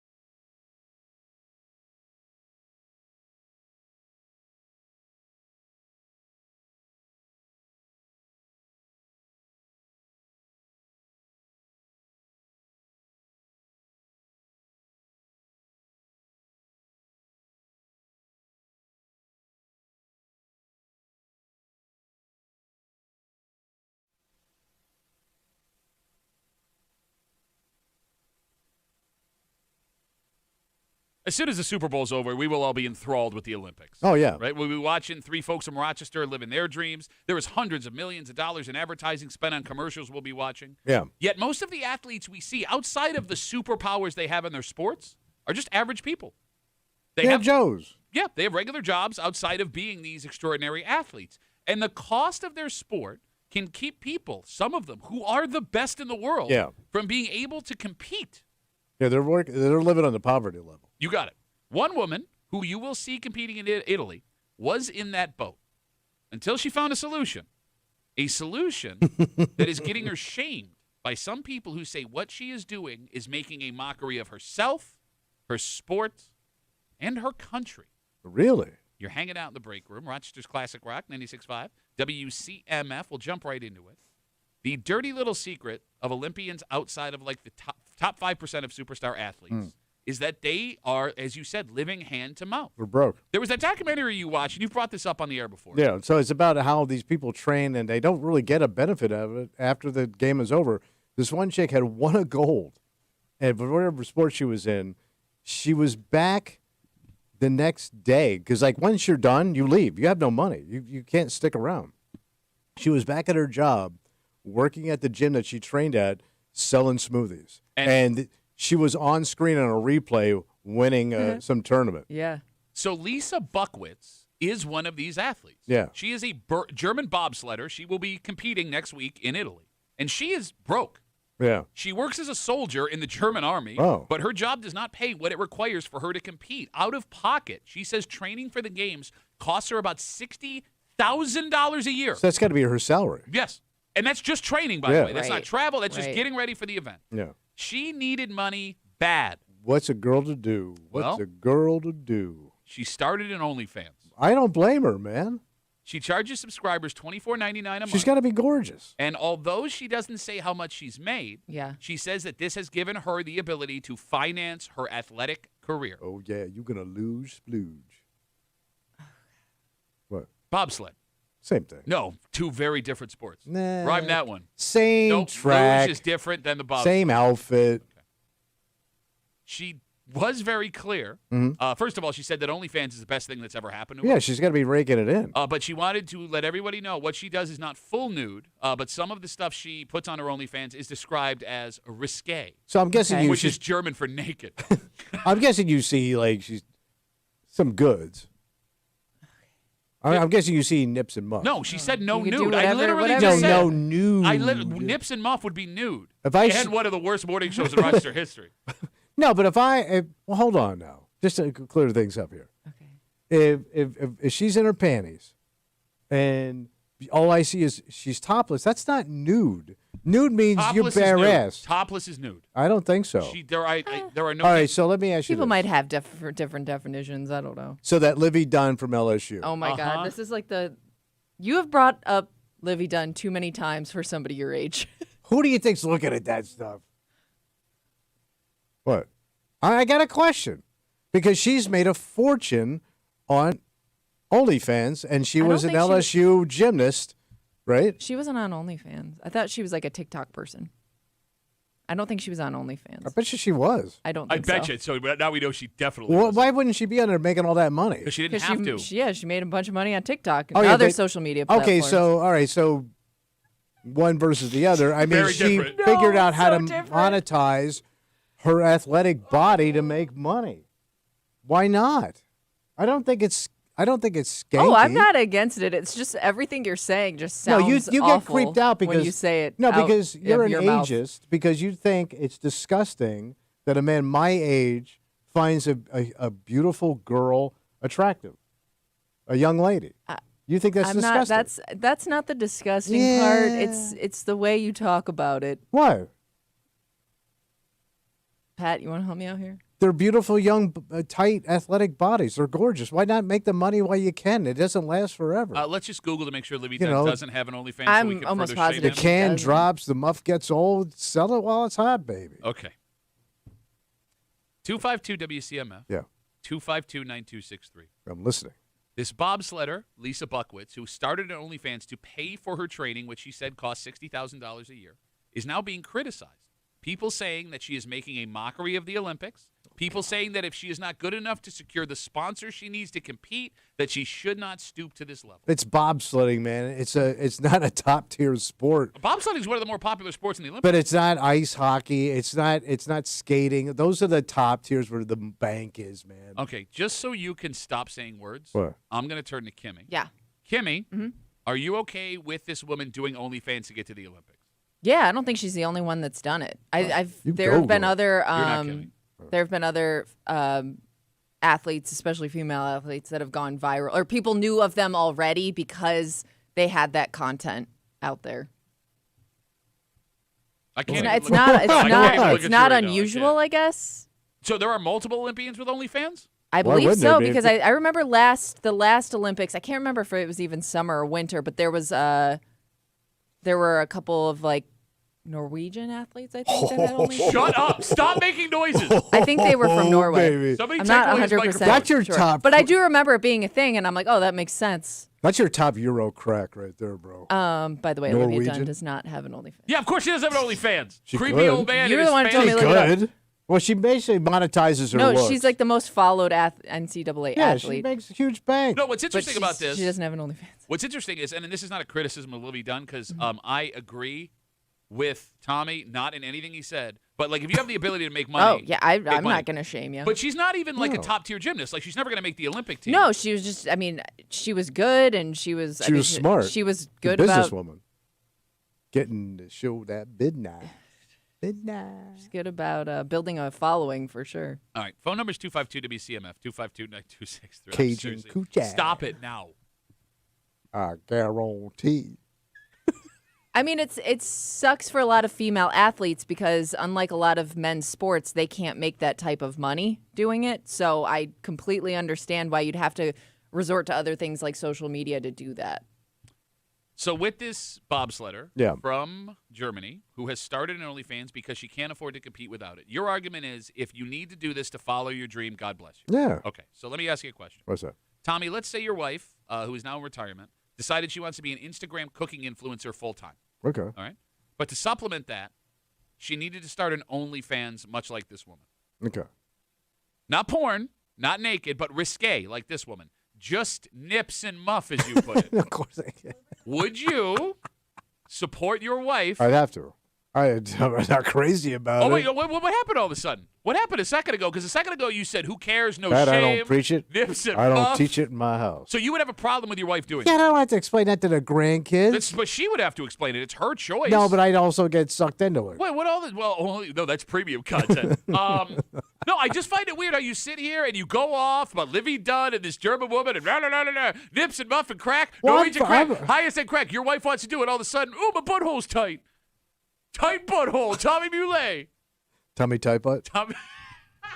No, I mean, I would have to support her. I wouldn't be crazy about it. Okay, so that makes you. You wouldn't be crazy about it until that paycheck rolls in. Ooh. Yeah, well, I said we start making some. Who's we? It's her. It's her. You'd be like, here, honey, let me fix your lighting. No, we start making our.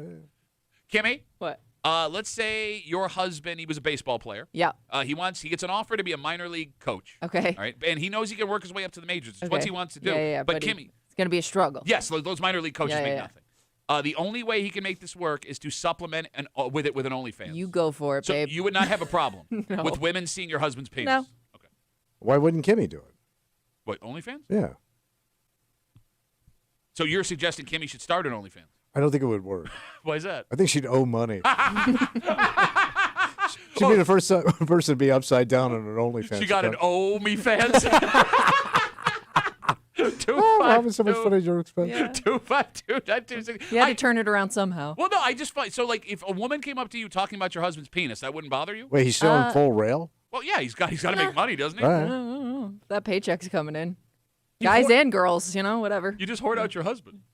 If you wanted to do it, I wouldn't tell him to do it. Show me your But, penis right but now! if he wanted to do it, I'm not going to stop him. Let's talk to Will. He's on CMF. Hey, Will, how are you, buddy? Good. How are you guys doing? Good, man. What do you got? So this is for my boy Tommy.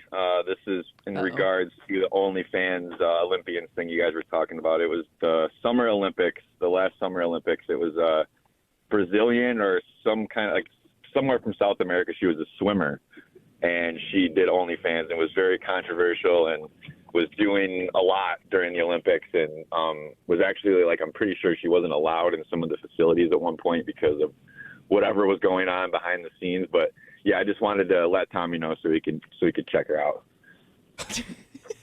That was for you. He heard what you said. I know. And was so activated that he stopped what he was doing. He picked up the phone. He called you. About a Brazilian swimmer. And he said all the words he said. She was the only Brazilian swimmer that whistled when she swam. Will, thanks for the call, buddy. Have a good rest of the day. I vaguely remember that, but She I had a don't rooster think tail. I don't think that's what she was in trouble for. Oh. I could be wrong. Kimmy's on it. Well, she was naked. No, it is funny, the hypocrisy here, because, What's that? great point made by a guy named Justin. He writes us on Instagram, Duffy on WCMF. Yeah, what's Justin saying? Don't they hand out condoms at the Olympics because of the Yeah. amount of sex the Olympians Yeah. are having? Yeah, right? in the village, yeah. Yeah, that's a thing. It Okay. is. And that's been like that for a long So, time. like, they're all banging each other. And here's the thing. Like, you do have to think, like, these are the most athletic people on the planet. Yeah. Right? Like, of course they're all going to try to have sex with each other. Right. Especially Okay. the Norwegians, for what I hear. So I don't know what this means. She was from Paraguay, the swimmer. Okay. She was removed from the 2024 Paris Olympics for creating a quote inappropriate atmosphere. In Paris? So yes, What'd so you she do, got get kicked dressed? out of the Olympics. Well, she didn't qualify, and then they kicked her. They removed her from the athletes' village, and then she launched an OnlyFans after right. the whole incident was over. Well, it may be because of the play that she tried to perform while at the Olympic Village What's in Paris. that? Lay muffs. Yeah, I wonder what that means. She created an inappropriate atmosphere. She must have been doing something to be. I gotta do All right, some while more. you're doing research, I mean, like when it comes to this OnlyFans thing and the bobsledder and following your dream, I would argue this might be the new gauge on how badly you want to live whatever dream you have. Yeah. Because Tommy, you've said in the past on this show, if you want to succeed in anything, you have to be all in. You have to pay the cost. Burn the boats, as you Yeah. say. Right? You cannot have a plan B because if you have a plan B, you're going to fall back Yeah. on plan B. Maybe the better way to look at this is, are you willing to get naked in public to make whatever big dream you have How bad do you want it? Because I would argue that it is easier to skip college, quit a good job, move to New York or L.A., the traditional stuff, than it is to get naked in public to make that dream happen. Yeah. Not that you should, but like if it came down to it, like, hey, this will give you an opportunity. Why take it off the table? Well, because it could affect you for the rest of your life in a negative way. And that's what it comes down to this woman. Like the biggest negative for this German bobsledder is it could all be for nothing. Because let's say she goes to the games and she doesn't do well. Yeah. A normal person that had success on OnlyFans would have tens of thousands of dollars to spend for the self-exposure. She won't. Okay. She spent it all on the bobsled. But I mean, if she keeps the account after the Olympics, Okay. she could. If she has fans, she could just keep feeding the beast. It's true. Kimmy, I saw you smiling. Did you find something new? No, Sorry. she was accused of inappropriate conduct outside of the pool. Girl was having some fun. Okay. But I don't know. That could be pretty vague. Paraguayan That's fun, pretty vague. buddy. Do they call it Paraguayan? Oh yeah, when they doing it right. All right. We're getting a new restaurant here in Rochester. Yeah, what we got? Look, it's nothing mind-blowing. We've got a bunch of these, Yeah. but we haven't seen a new one of these open in a long time. Oh, And I kind of thought, Kimmy, in this economic climate, I'm with you here, that this would not work. I thought these were slowly going away. So should we be suspicious? I don't know. We'll get into it next here in the break room on CMF.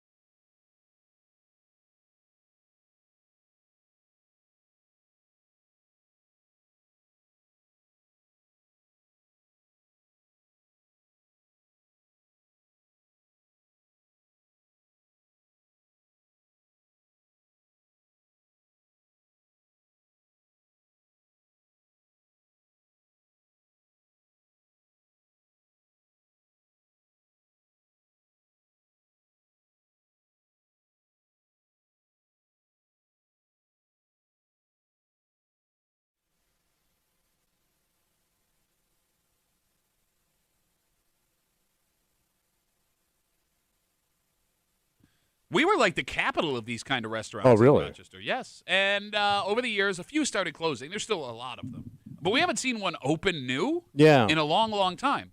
So this, coming to the east side, someone in this room is a little suspicious. So do we even need it? We always need more of these. Oh, okay. You're hanging out in the break room, Rochester's Classic Rock 96.5, WCMF. A new buffet is coming to Webster. I thought buffets were kind of done. It's called United Buffet. It will be in the old Bill Gray's. That Bill Gray's moved over to where Hagedorn's is to do their whole Bill Gray's tap room. It's beautiful out there if you haven't seen it. But United Buffet, unsure when it will be opening, will be now out in Webster. And Kimmy, you saw this story and you scratched your head a little bit. I couldn't remember the last time a new buffet opened nearby, like your standard buffet. I'm thinking the last one was Golden Corral. Right? Yeah, and I kind of thought that those were slowly going away, just based on people's dining habits. Okay. I didn't think we'd see a new one. And this isn't Chinese. This is just straight up everything. Yeah. No idea. It could look. I mean, well, United. It sounds like it's more of. It's got a little bit of everything. Yeah, man. It's not like a Chinese group could call it United. That sounds like the most Chinese buffet of all time. Welcome to United Buffet. Oh, I thought it. I would think it would say it serves that airplane parts. if it was. I don't know. I assume that every buffet that is opening now is a Chinese buffet. Oh, I thought those were kind of done. I thought that those. Groups those were. Those will survive forever. I think. Yeah. I thought that group of people figured out how to do it economically. And Well, they do. Yeah. Yeah. All right. So to Kimmy's point, like making money with a buffet right now, the cost of food is sky high. Yeah. Right. You would also think that people going to buffets at this moment are doing it to get their money's worth. Well, yeah. So they're going to eat you out more, eat you out of business faster. Yeah. Than back in the day. But I guess the cost. I mean, it's cheaper food though too, right? Well, but what's cheap now? I mean, I don't know. You still might be getting more bang for your buck, but is it cheap? I don't know. I mean, look, I have the mentality, and I know I'm not alone. You were a big buffet boy. I still am.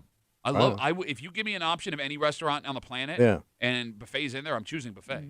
But like, if I go to a buffet, I will eat. Make sure that I eat what I paid. I will not leave. That's every man, and then right? some. Is that every man? I think so. If you're going in to eat a buffet, that's your mindset. Yeah. You're going to eat all of it. It's the gambler's mentality. I'm not losing money here. You're going to be in pain when you leave. Yes, 100%. Yeah. Like, no exaggeration. And, like, the last time we went to Golden Corral, like, I love Golden Corral. The price of Golden Corral, when I could not believe. Could you Google went up that high? Yeah, what Golden Corral costs? I remember. Because it's a bulk price. You pay one price and you eat, right? You got it. Yes. And there's no upcharge for, like, anything. Nope. Everything is all, well, I think drink. That's it. You got to pay for a drink. But, like, yeah, I remember when we got the bill for all four of us, I was like, oh. So is it $20 a head? I think it's more. For the dinner hour, it looks like it's like $15 to $19. Maybe with the drink, it was over 20. I remember saying out loud, "Oh boy, oh boy, go." Kimmy, are you in on buffets right now? What do you think, Queen Toke? I haven't been to one in a really long time. I would definitely want to go back to it. I just to experience it again. Because I will say, like, every time I go to one, I'm always like, why did I do this? Mm-hmm. So then you're like, I'm not going to come back here for a while. Kimmy and I, when we first started working together, we went to a Chinese buffet in Greece for lunch. We did. And I had to keep my hands and feet away from her mouth. That's how terrified I was, how she ripped through that buffet. I don't understand how there's people on this planet that don't enjoy buffets. Well, because it's not healthy to eat like that. No, yeah, but I'm saying, like, okay. I enjoy it, but I don't eat it. Hear what I'm saying. What? Not that you wouldn't avoid it for health reasons. I'm saying, like, if there was no restrictions, we're going to a buffet. Like, because there are people that won't eat at buffets. They think it's low end. Well, yeah. But why? You think it's low end? No, I don't. Oh, you don't? I've eaten buffet, man. Especially back in the day. Especially when I was on the road, man. That was like gourmet. It really was, man. If there was any, I have eaten in every Chinese buffet in every small town in the Midwest. And I ate with some fat dudes that put on one disgusting clinic at a buffet. Do you think a higher end buffet could thrive here?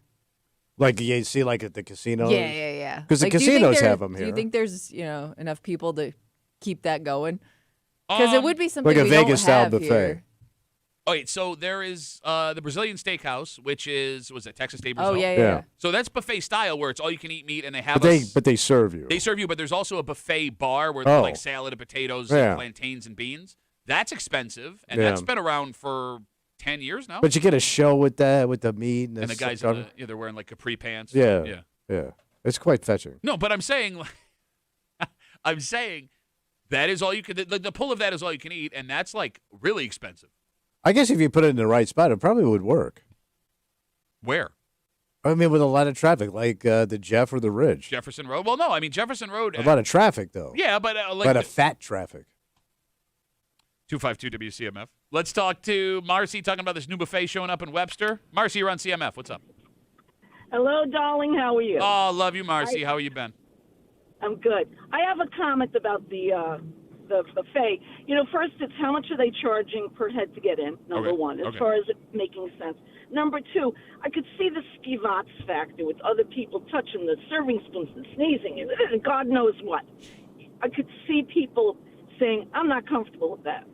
But then again, people love to get their food right away. You go into a buffet, you're up. Oh, yeah. And I think, I could be wrong, that most people you're not getting like 5 teams of football players in there eating, till they're going to the chair.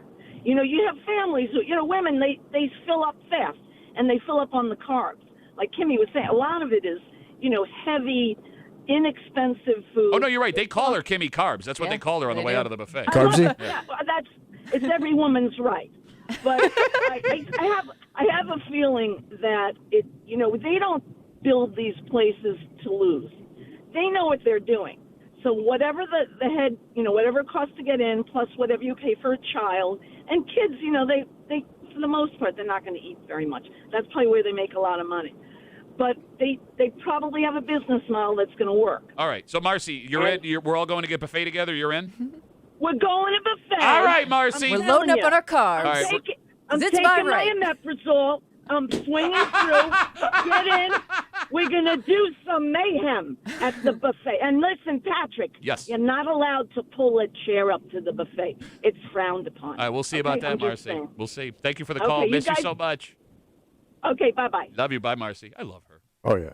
No? It's that accent. Is that what I like her. No, you make a face because she's more funny than you are, and everyone loves her, and everyone hates you. This is the Tommy Show. Get Marcy out of here. Do we want to go to a buffet with Tommy? I'm curious to what buffet Tommy looks like. You'll just go to the salad bar and eat like a bitch. No, yeah, the Chinese ones have sushi, which I love, and it's really cheap. Should you eat sushi at an all-you-can-eat buffet? Yeah, at an Asian buffet, yeah. No, yeah, obviously, no. I wouldn't go to. I don't like McDonald's.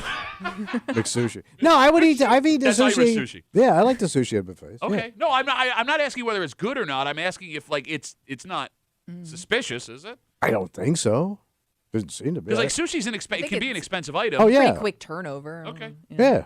Oh, by the way, Frank did some deep investigation for us. Again, this buffet coming is called United Buffet. He says images of United Buffet in Albany show Chinese food. Okay, so it is a Chinese buffet. All right. All right. It's always a Chinese buffet. You get Golden Corral or you get Old Country Buffet, and Old Country Buffet doesn't exist anymore. Yeah, I know. I loved Old Country Buffet. Yeah, that was a nice time. Good time. All right, we'll wrap it up with that. Nice time. Yeah, good time. Good times had by all. I don't get your problem with the incident that almost happened with you. Because when your butt says it's time, it's time. It is. And it doesn't matter where you are. The butt knows what it wants. And it's not your fault that this exists where it is. Yeah. But you, Mr. No Shame About Anything, even you, were debating whether or not this was an okay. Well, because like there's you can't hide from it. You know what I'm saying? People gonna know it was you. Yeah, but everybody does this. I understand that, but now everybody's got to deal with what you just did. We'll get into it, and we'll do it next here in the break room.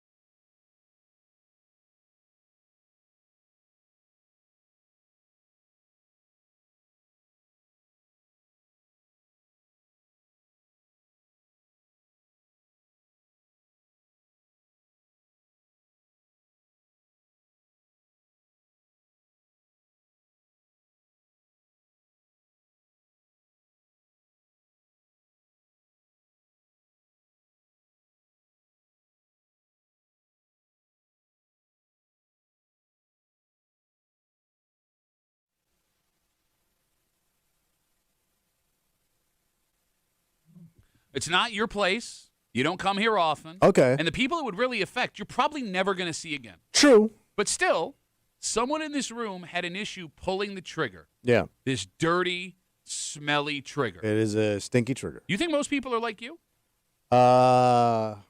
I hope so. Why? Because we don't really need it. But you do need it because this You happens. do need it. You don't need it now. This happens to everyone. Yeah. And you cannot control where and when this goes down. Especially my age. I'm here defending you, man. I know you are. You're hanging out at the Breaker, Rochester's Classic Rock, 96.5. WCMF. First off, we got something to give you. All right, what's that? Log on to the contest page, WCMF.com. Enter for your chance to win tickets to see Warren Haynes, all you Allman Brothers fans, March 3rd, Kodak Center, plus one Warren Haynes CD. Nice.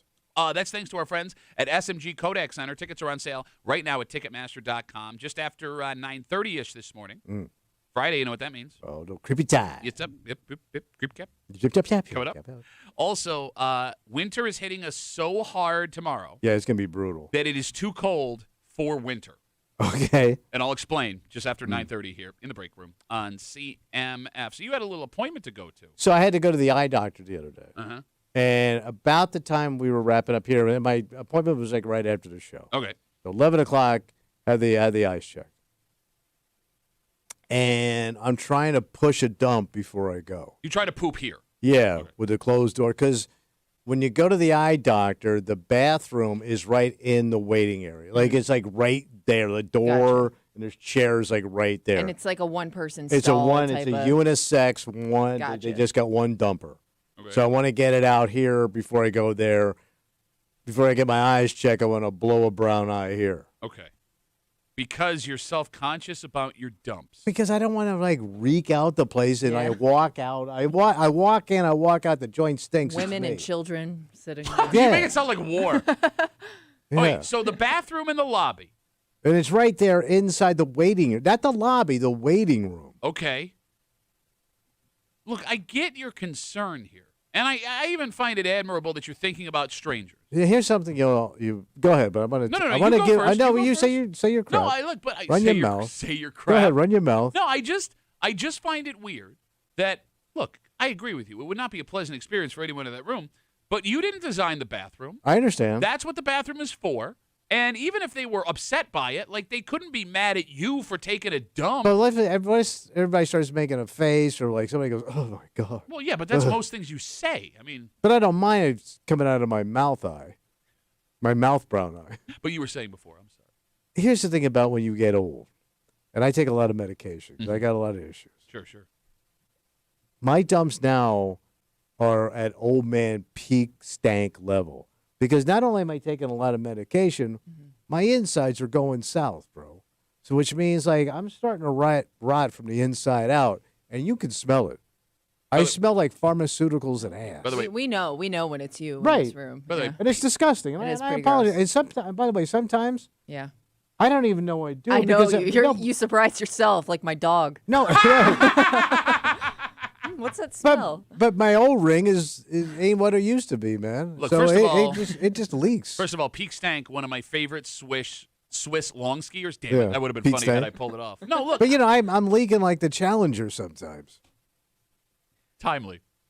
The phone number is 252-WCMF, 252-9263. Bathroom in the waiting room, wherever it is, everybody's right there. We've all experienced. Yes. Are you taking a dump in that bathroom? Because I'm taking a dump in that bathroom. I'm going. Yeah, I but mean- here's the other thing you have to worry about. It's not only like the aftermath, like the smell and all that Yeah. stuff. What if you're in there and you see the door handle start to jiggle? Oh God. Now you got somebody waiting outside. Yeah. You have now caused a potential line Okay. to the bathroom because Okay. you're taking so long. Yeah. All right. Is it weird that none of this bothers me? It is a little weird. I had to do it one time with my hair. I had a hair appointment, and that's really tight space, right?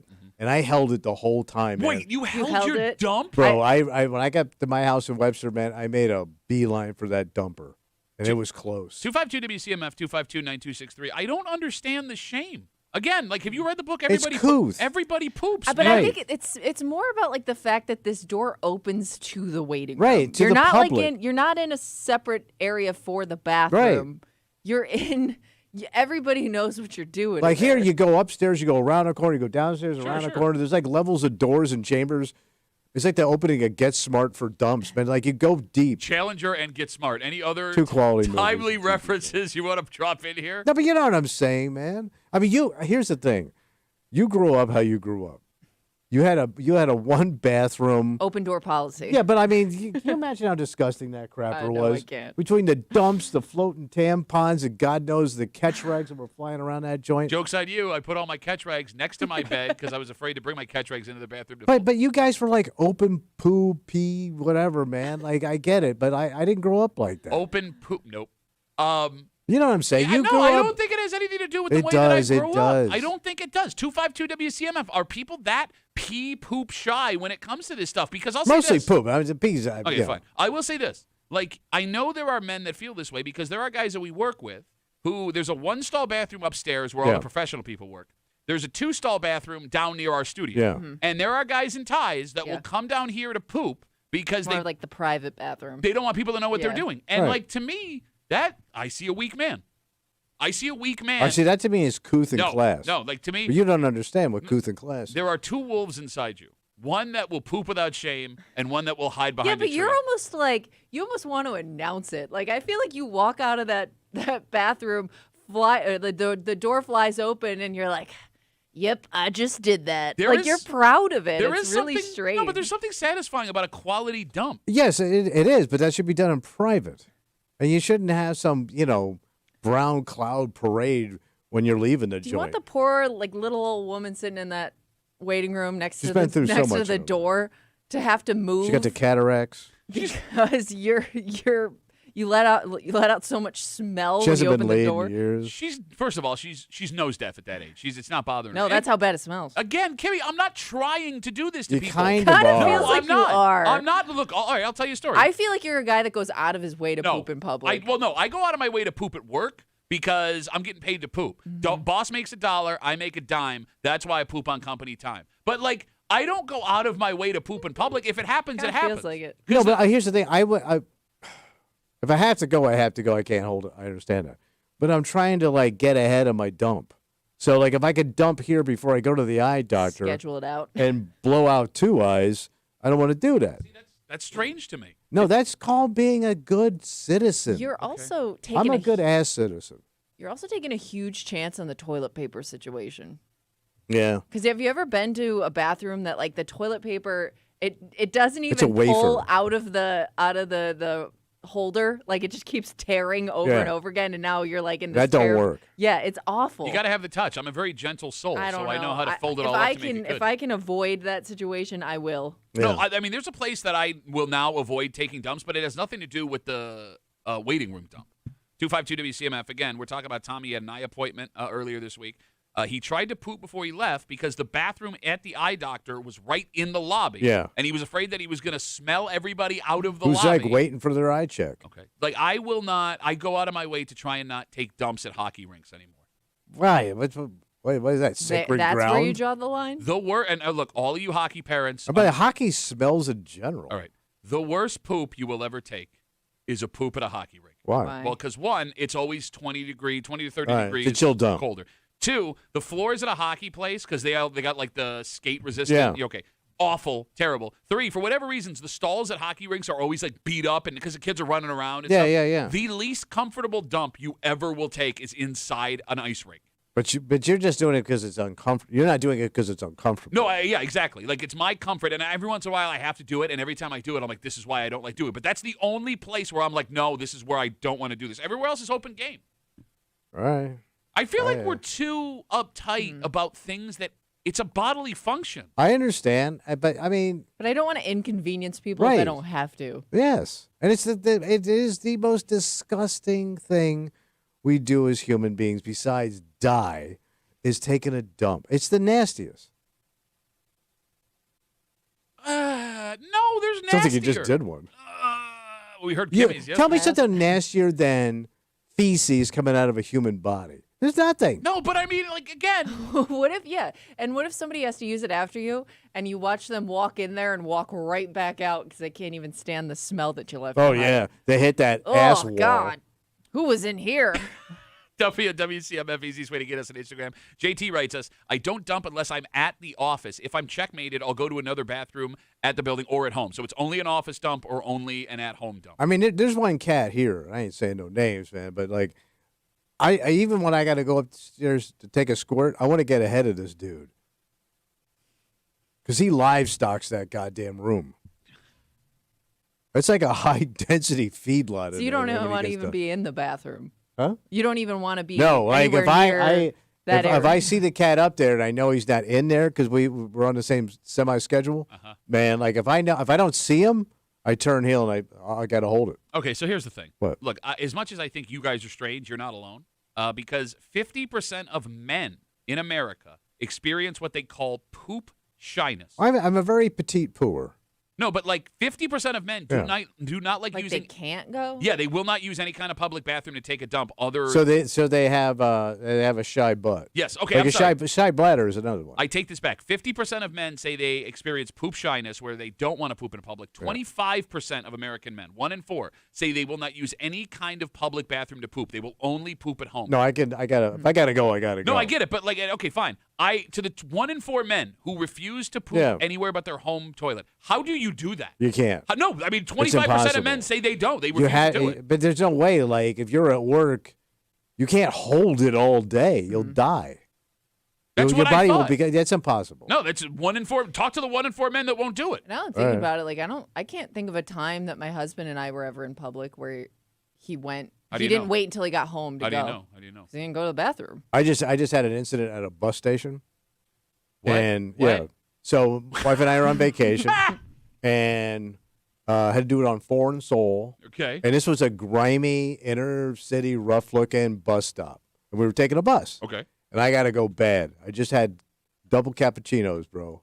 I had the Italian dumps, the Os Solomios on my butt. I go into the bathroom. There ain't no lid and there ain't no seat. It's that beat up. So I had to do the squats over the pot and hold the walls to go. But I had to do it. I had to do it, man. I don't mean to story top you, but I'm going to do that right now. And remember, I worked for Joe T. When I was 11 years old, I was at church school. You remember this, Kimmy? In the summertime, you'd have to go for 2 weeks at church every year. So as part of church school, we had to go to a food bank. Okay. Like a soup kitchen. And Pizza 4. Yeah, it was in the 19th ward. So we're serving the Jesus food. stuff. Yeah, we're cooking, we're serving the food, everything. So I got to poop. Yeah. And I go into the bathroom, and because there are people with, drug issues, no stalls.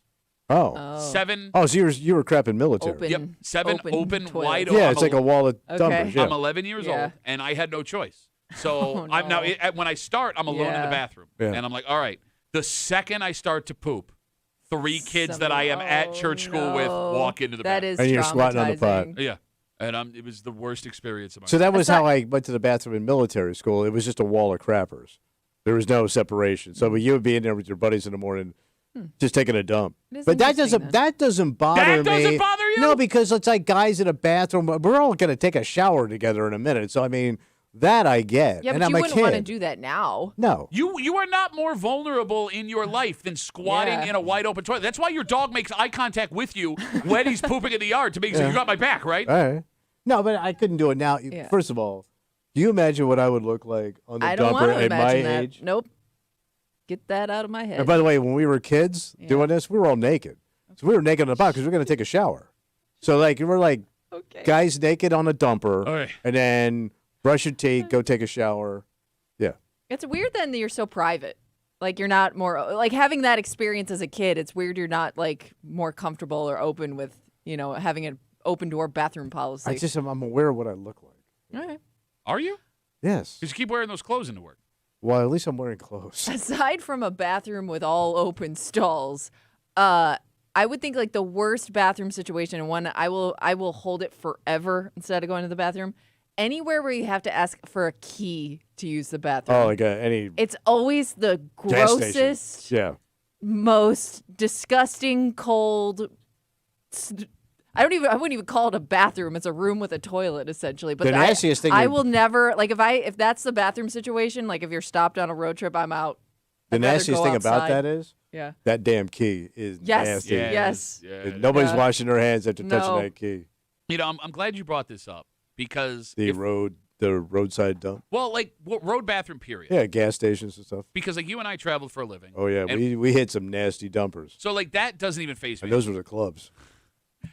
You and I, when it comes to traveling, are about efficiency, right? Yeah. I want the bathroom that is closest to the highway so I can get back on the road. I don't want to lose any time. And my daughter now playing travel hockey, I travel with my girls and my wife a ton. All the stops. And they are the exact opposite. Like my wife will want me to drive 20 minutes out of the way to find some pristine, like high-end gas station. And it doesn't exist. And like the fights that we get in, where like we've gone to gas stations, she'll look at the bathroom and go, no, next one. And I'm like, no, I'm not. But they don't get it. They don't, because you can be in the middle of nowhere. And the one thing my wife doesn't understand, there ain't no clean country crapper. Well, we do get spoiled with that was the best Willie Nelson album he ever put out. How'd that go? Ain't no clean country crapper. Got the clapper off the crapper. Yeah, but you know what I'm saying? Like, none of them. Well, we do get spoiled along the thruway because we have those stops, Yeah. and you can always count on those to at least have a decent bathroom. Even like the worst ones are still fine. It's those off, like once you get off the thruway and go on those other highways where you're just That's the country you're crapper. in a tiny little town. That's where I'm like, oh, can we skip this if possible? Okay, but I'm taking a dump in Stinkboro. Stinkboro, Pennsylvania, home of Punxsutawney Stank. 252 WCMF. Tommy, earlier this week, before he had an eye appointment, went out of his way to try and poop at the office because he didn't want to poop in the bathroom at the eye appointment because the bathroom is right in the lobby and he didn't want to blow people out with his stank, which I didn't understand. You know, the other thing is, too, and this is why it's like you having the wherewithal to pull this off is impressive. There are people I know who, if they were in that situation, would leave the doctor's office to go find a gas station to go. But this place is in the middle of another area. You'd have to travel a little bit to get to that. It wouldn't bother him. Like. So you'd go to the doctor's office, leave the waiting room to go to the bathroom. Say, I'll be right back. I don't want to lose my spot for my appointment. I know. No, I'd be worried. Yeah, I got to hold that appointment.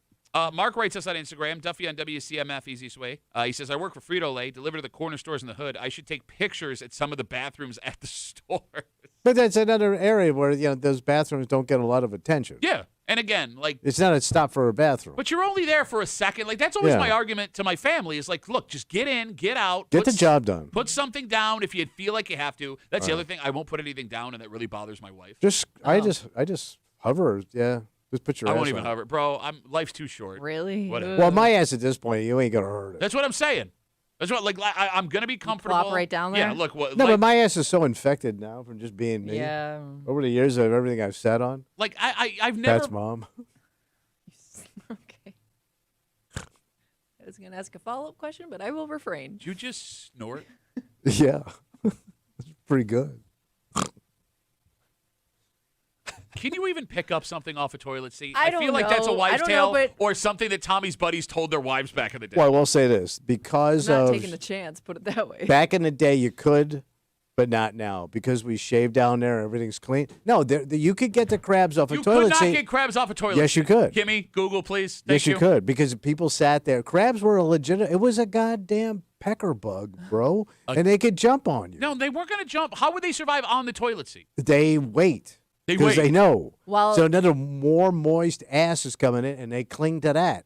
And then they make babies. And then you got the crabs. But because we all shave down there now, and the girls and the boys clean themselves up, we have eradicated lice and crabs for the most part. It says, while possible, it is extremely unlikely Now. to get crabs. Now, but look at the 19... No. Pre-Led Zeppelin it's because 4, they can't it was survive. out of control. It says lice require a warm human body to survive. Thank you. Cannot That's live, why but they Zeppelin cannot. sounded like that. Ow, ow, ow, ow, ow, baby. They cannot live long or hold on to surfaces like toilets. Ow, ow, ow. It's Friday. You know what that means. Yeah. Or that. Yeah. It's, Zeppelin with crabs. Nope. This is going to be a disappointing creep cap after what we just did. I'll tell you that. All the disgusting things Tommy said until we started this break. Yeah. Creep cap coming at you. Also, it is going to be so cold this weekend How cold is it? that it is now too cold for winter. Okay. Because something had to be canceled. Cancel in winter. Yes, we'll get to it next here in the break room. Let's see you back.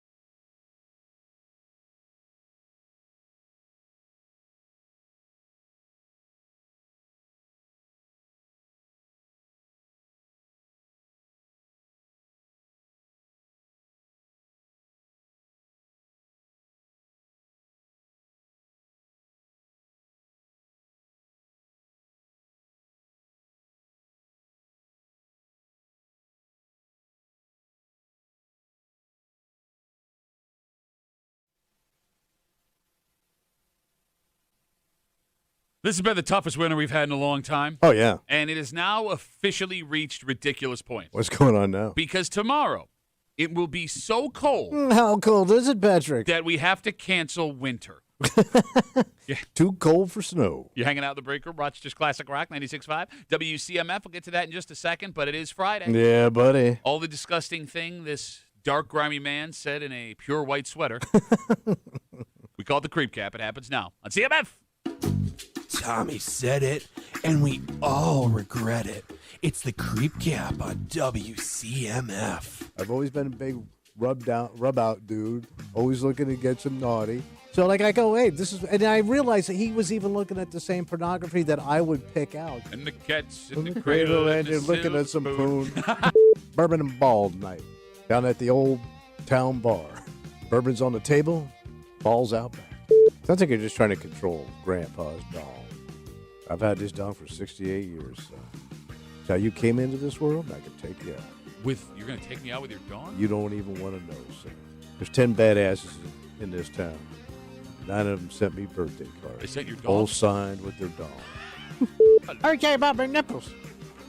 Kurt, they're cold. Ain't been hard since 62. Show me how hard your nipples are in 1962. I don't let flames lick me. There's nothing that wants to lick you anymore, man.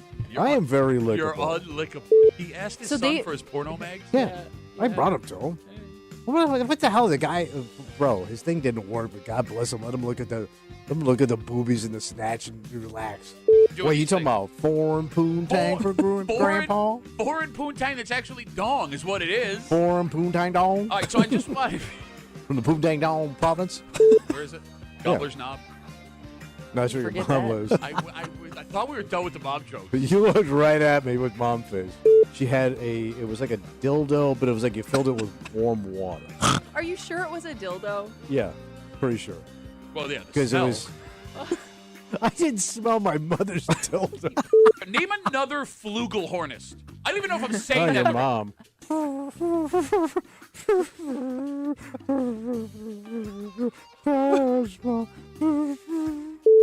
So good to be a creep. There it is, the only show where the host laughs at himself and nobody else does. The Creep Cap on CMF. So earlier this week, we were told by meteorologists that on Saturday we could have wind chills at -20.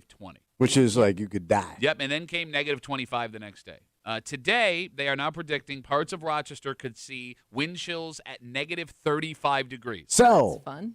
On top of that, we are, depending on where you are in the greater Rochester area, we are looking at 3 to 6 inches of snow. Yeah. All right. So, because of that, Irondequoit has announced that their annual Winterfest scheduled for tomorrow has been canceled. Too cold for winter. It is too cold for winter. So the activities were supposed to include a winter market, horse and wagon ride, food trucks, and a bonfire with marshmallow roasting. Town says they are very disappointed, but they're looking forward to bringing it back in full force next year. I mean, like, this has got to be a first that winter canceled the Winterfest. Yes. Yeah. Especially here. Right? Yeah. Look, you guys know I'm pro-winter, and I love everything about it, and I can handle cold weather no you're problem. Weird. Right? You never want it to end. Right. But I will admit that -35 We've degree gone wind too far. chills. Yes, absolutely. There are some people that are on social media, because they put this on their Facebook page, What are they saying? saying that Irondequoit is soft for canceling Winterfest due to the conditions, and this is what you want during Winterfest. Okay. Oh, corpses? I know. Winter corpse? Kimmy, can you Google how long it takes for a frostbite to set in at -35 degrees? It's got to be pretty goddamn quick. Well, you got to remember, there's a difference between what it is and what it feels like. Right, but you want to know when you can get frostbite on bare skin. At wind chill. Because keep in mind, the wind, unless it's like a hurricane, isn't always blowing on you. Like, you'll just feel it when it cuts through you like that. I'm also wondering, like, how thick a coat would have to be where you wouldn't feel -35 degree wind chill blowing through you. But for how long? That's what I mean. I mean, at any rate. Yeah. Just going outside, period. Yes, like if I'm outside. I don't think they make fabric to stop it. No, they do. I mean, there are companies that make coats for, like, Arctic expeditions. Yeah, but most of those guys die, don't they? No, they don't most die. When's the last time somebody died in the Arctic? I don't know. You never hear from them again. How many people you know that go to the Arctic? None. You know, just the ones on, like, the Explorer channel. You're close with Sir Edmund Hillary, you idiot? According to the National Weather Service, okay, wind chill values near -25 degrees mean that frostbite is possible within 15 minutes. Holy crap! I guess, but that would be like to your exposed skin, Yeah. I'm guessing. Sure. So. All right, so that's at minus 25. Yeah. So this You're would be talking minus 35. So yeah, you got to cancel this thing. Yeah. And again, that goes again to something I said this morning. It's going to snow tonight and tomorrow. You do not have to shovel. It is okay if you are not going anywhere to stay inside and do it later. Well, it's not like we're getting buried. I mean, 3 to 6, you can manage. Yeah, but you know how guys, if I can't stay on asphalt on my There driveway. will be people out there. Don't do it because, like, you can't cover every part of your body. Your eyes have to be exposed. Yeah. You know what I'm saying? Can you get frostbit eye?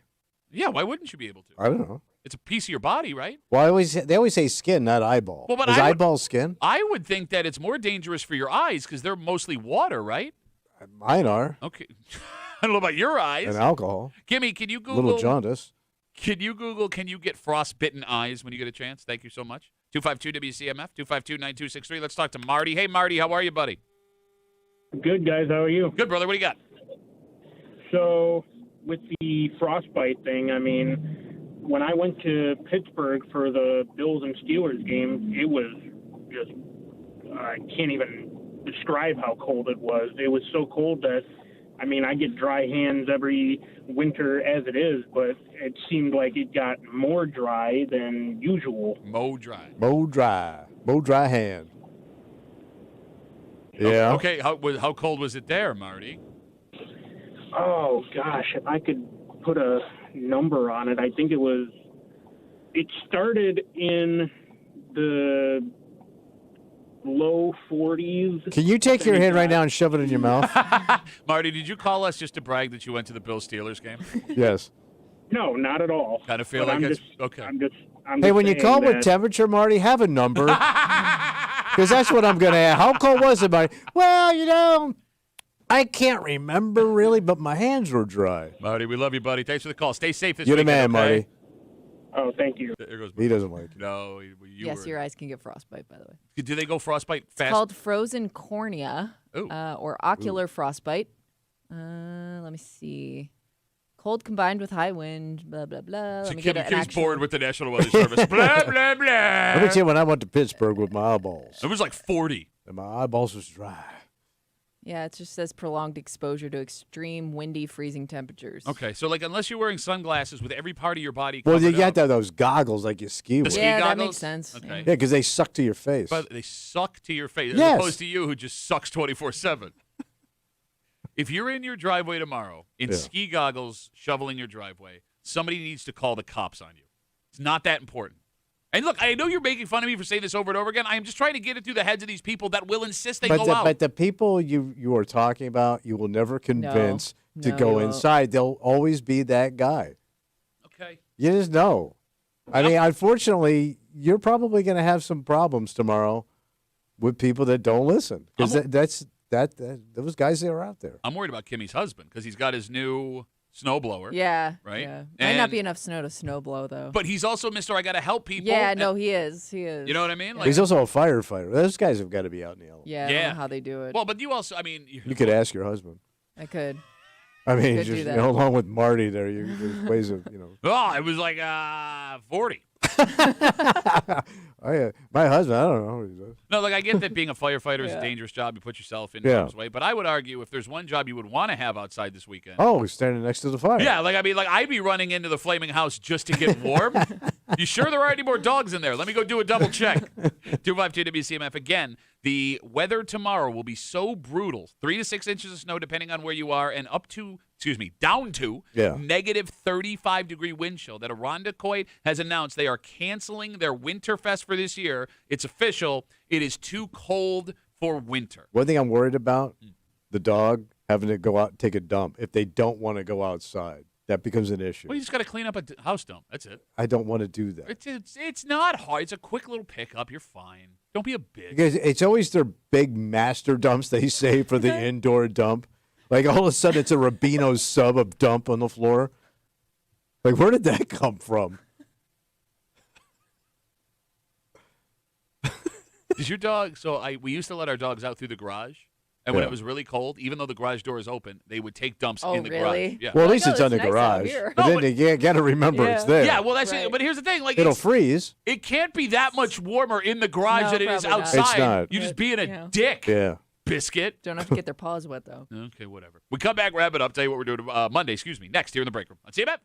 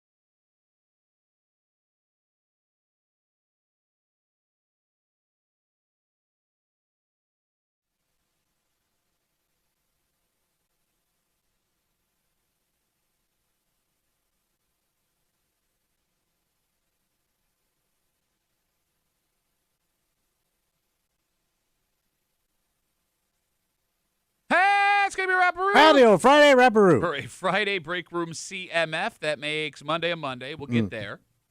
All right, I'm about to go off. What's the matter? My brother is What's a the matter? jackass. All right. So I don't want to watch the Super Bowl, but there's nothing else to do. Yeah. Although I believe there's a home Amerks game at like 3:45, so that should dig into some of it if you want to go do that. So I finally relent, and I'm going to have my family, my siblings over. Yeah. And my brothers, sisters, everyone over. Fun. For pizza, and we're going to get pizza and wings, right? Yeah. So I'm very excited. I love chicken wings. I'm excited for my chicken And wings. it's your cheat day. Exactly. I'm gonna house these wings.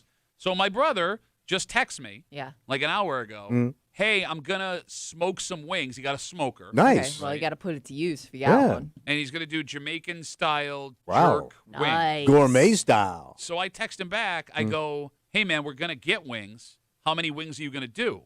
And he goes, like 40. There's going to be 13 people at my house. Yeah, 40 is not enough. That's like 3 wings a person. Here's your wing. So I'm begging him, like, don't do this because he can do it, but I would You still got to get the Well, other tell him to wings, buy another too. bag of wings. That's what okay, so here's the problem, Kimmy. Yeah. If he does this, my wife will say we don't need wings because Yeah. he's bringing wings, and I'm not going to get enough wings, and he's just being a dick. Like, oh, look at me, I'm going to smoke, I'm going to bring the wings along, and he's going to ruin my day. Yeah, he's got to step up. God, why? So what do you need, 80 wings? 13 people? What do you think? You 80? tell. Yeah, I think 80 would do. So he's got to go cook 80 wings. Yeah, don't volunteer to do it unless By you the way, that's hard to cook all that and Yeah, I don't transport know it how and big get is it a to you. smoker. Hey, then don't offer to do it. I I'm agree. giving you an out. I want to buy the wings. Plus, look, I'll eat a smoked wing. Don't get me wrong. I don't dislike smoked wings. I'd much rather have a deep fried wing. You had an idea of the wing you wanted in your head. Thank you. Yeah. It's never the wing you want. It's only the wing you get. Put that on a shirt. I'm going to carve it into a piece of wood and sell it like home goods. I am so mad right now. Yeah. I am so mad. He's trying to do something nice. No, but he's not. He's just trying to be like, he's, you know who he is? The I have a smoker guy. Okay. Well, but that's everybody with a smoker. That's what I mean. If you bought a smoker to do this kind of No, stuff. but do it at your house. You want to smoke whatever you want when I come to your house. I can't stop you. You're coming to my house. I want what I want. Damn it. Bro, and it's I'm going to be freezing cold. He's going to stand outside. I mean, Sunday's not going to be any picnic either. If it's this cold Saturday. I have no idea. Sunday, because you got to start early to get them all cooked, packed, and over to your house. Yeah, Do you have to stand outside the whole time, or can you let them? Do they kind of just sit there for a while? I've never smoked. I don't know. I don't know. I don't know. I don't get smoking. All right. So thanks a lot, Ryan. You douche. You've ruined the holidays, your Ryan. 2 smoked wings. Seriously. Wow. So Because good. even if they were delicious, that's kind of a tease. You're They not getting sound that good. many. They're going to Yeah. be Jamaican jerk. He said Right. half jerk, half something Okay. else. Oh, One of yeah. each.